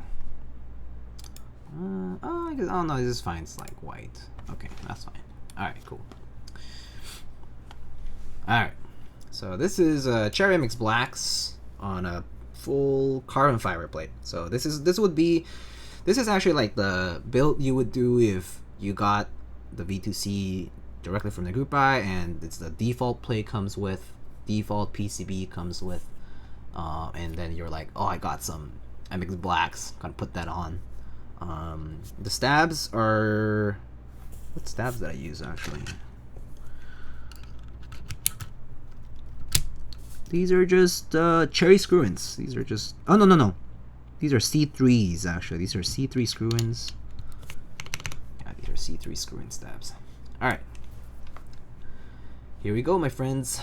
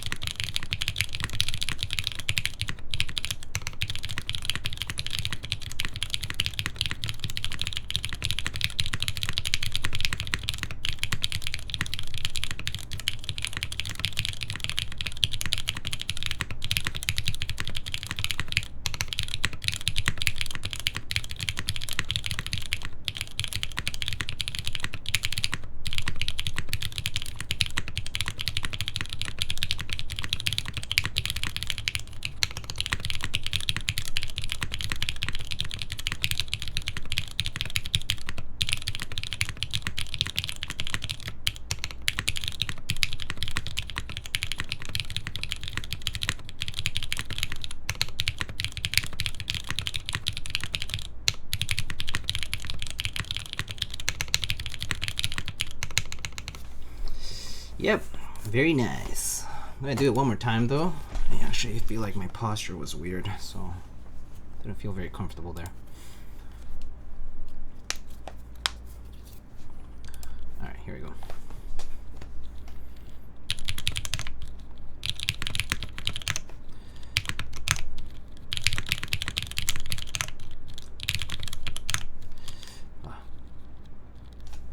Let's drink some water.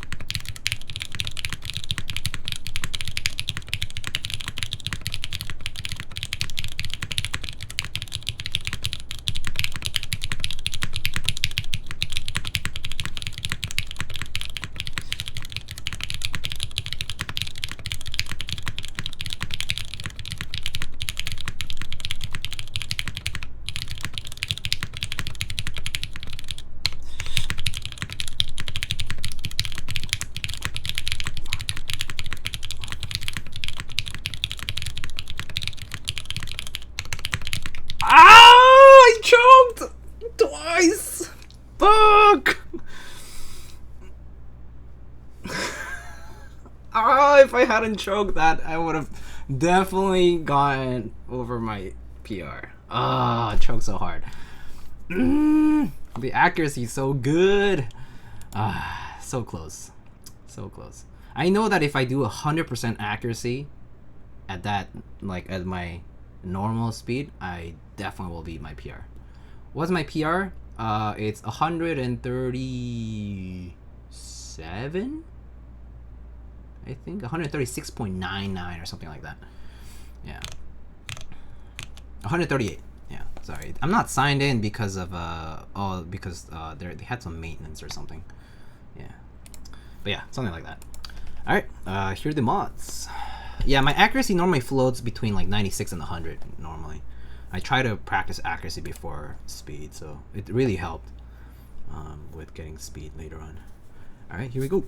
There are the mods. Gym Kit Dark, yes.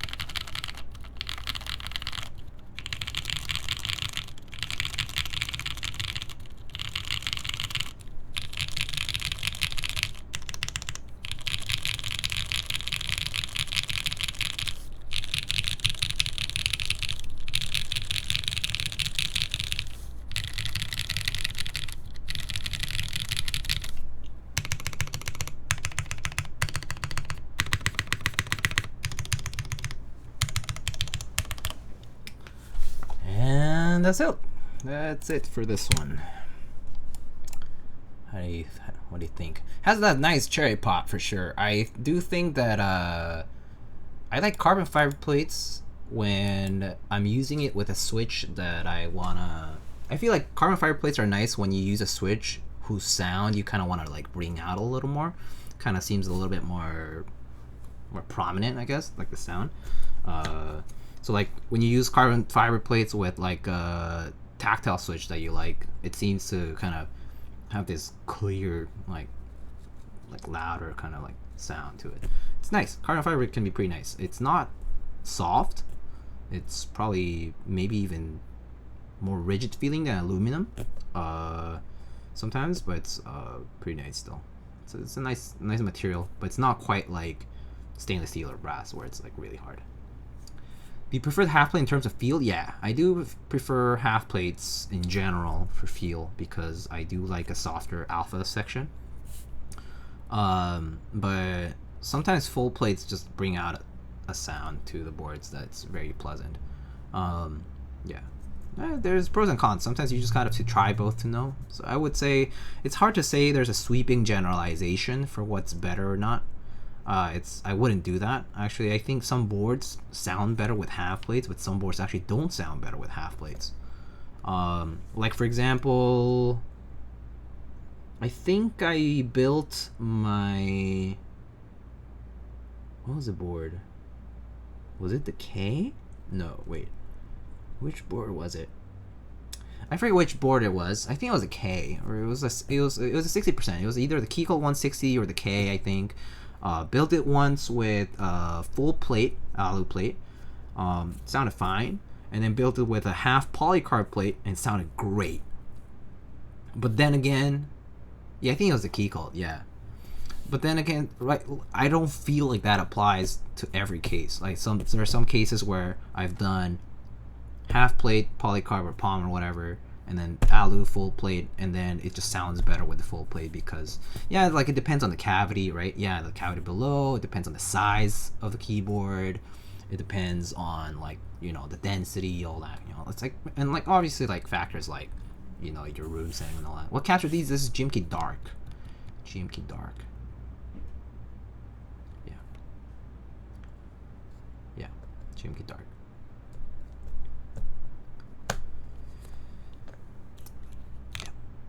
I can do one more, since it's not too late, but it's pretty much gonna peace out soon. But yeah, one more, and then I'll be off. Sounds good. Do Jades have flex? I think if you have a half plate, they can feel very flexy for sure. And I think right now it has the O-ring or whatever, and I wouldn't say it's like crazy flex, to be honest. It's fairly rigid. It's pretty like. It's pretty tightly sandwiched in there, so not very heavily flexible or whatever, but it's soft. It's I don't think it needs to have a lot of displacement. Is not a measure of a comfortable typing experience. Just because it displays a lot up and down doesn't mean it's good. I think a moderate amount is good. A small amount can still feel excellent, and even if there's no displacement at all, but the bottom out feels soft enough, can be very pleasant and like comfortable. Yeah. TKLs are pretty rigid in general. Actually, TKLs I think can be less rigid because you're kind of spacing out the points of rigidity over a larger area. So I think larger boards actually can be more flexible. Yeah, if that makes sense. Like if you have screws, right, as rigid points, I definitely think that because you're putting singular like pivots or rigid points in specific sections, right? For a larger board, you're putting, you're spraying them across a larger area, so there will be larger regions where the displacement will be greater. Yeah. INTKL 1 didn't have much flex with FR4 half. Yeah. Like I think it just depends on the way the board is made, basically. So it's a matter of trying out and finding out for yourself. So yeah, I wouldn't. Try not to take any sweeping generalization as fact. I think it's just too. It's not gonna help you, and I just do think that experimentation is really the way to go. Yeah. All right, here we go.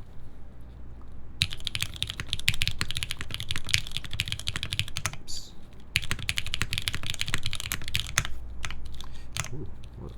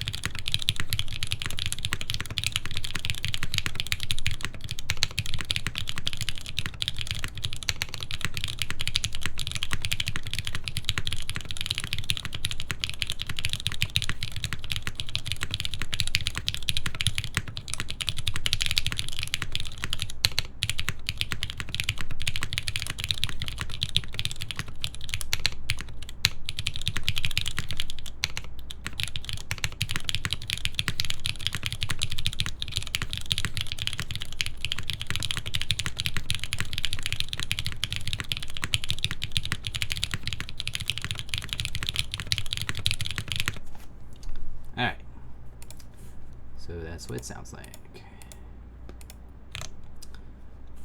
And again, mods one more time.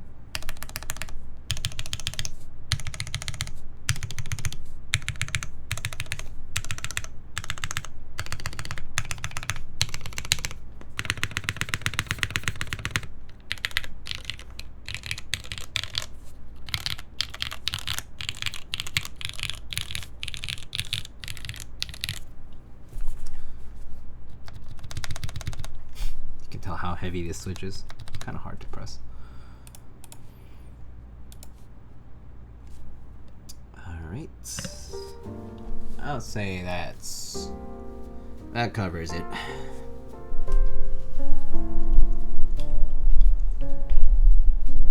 You said it's stiffer than alu? It can feel a little bit stiffer than alu. I'm not sure if every plate I'm not sure actually. I don't know the numbers. I would check the numbers. I'll just go and check density of, like, average, like on average, like the density of carbon fiber, and because I'm sure it depends on like the thickness and all that, and like how tightly knit the fiber is. Yeah, I would check it. Double check that. Fact check me rather. Yeah. Yeah. It's easy to Google that up. But yeah, we have. This was the original build that we did. This had what do you call it? Typing test. This original build had these black cherry pie switches.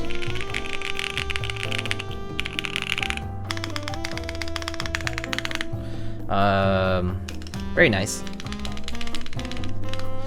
And this one has MX Blacks.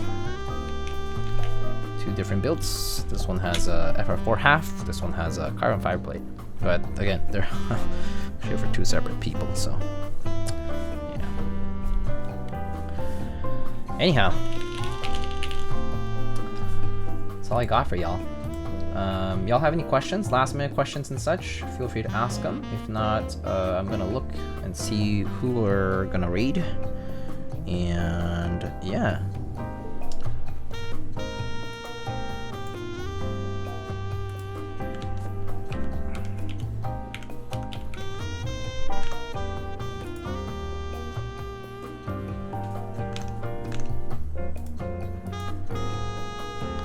Let's see. So let's check. Keep forgetting that.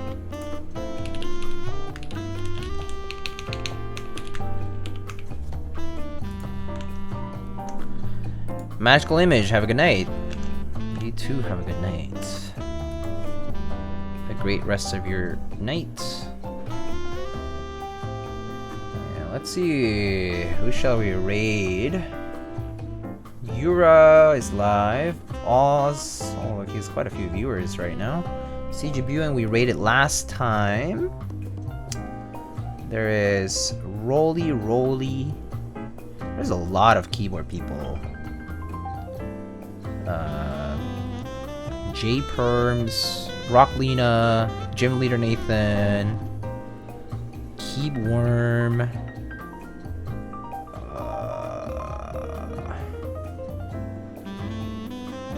Yeah,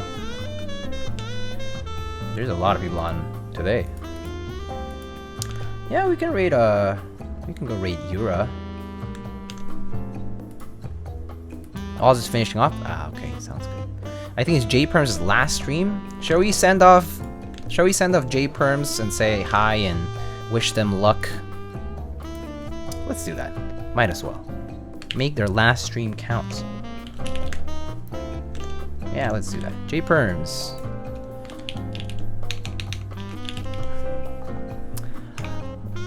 Alright. So friends, yeah, so a couple of announcements. One, I'm preparing like a fundraiser sort of event to fund some upgrades for gear and whatnot for the stream, for the quality of the channel and whatnot. And second announcement I have, there will be giveaways and all that kind of good stuff, as you can expect. And the second announcement I have to make is that the next stream I'll be building a Mode 65 unit. I know that Nathan and a few other people have built one. I got a unit from Mode Keyboards, and we'll be building a 65. Probably got a few extra parts to play around with, but yeah, we'll be doing that on the next one. Yep. So that's all I have for tonight, but I appreciate your company. It was really nice seeing you all, and yeah, I'll tell you more about the details of all that later on. But again, let's go say have a great last stream, and then just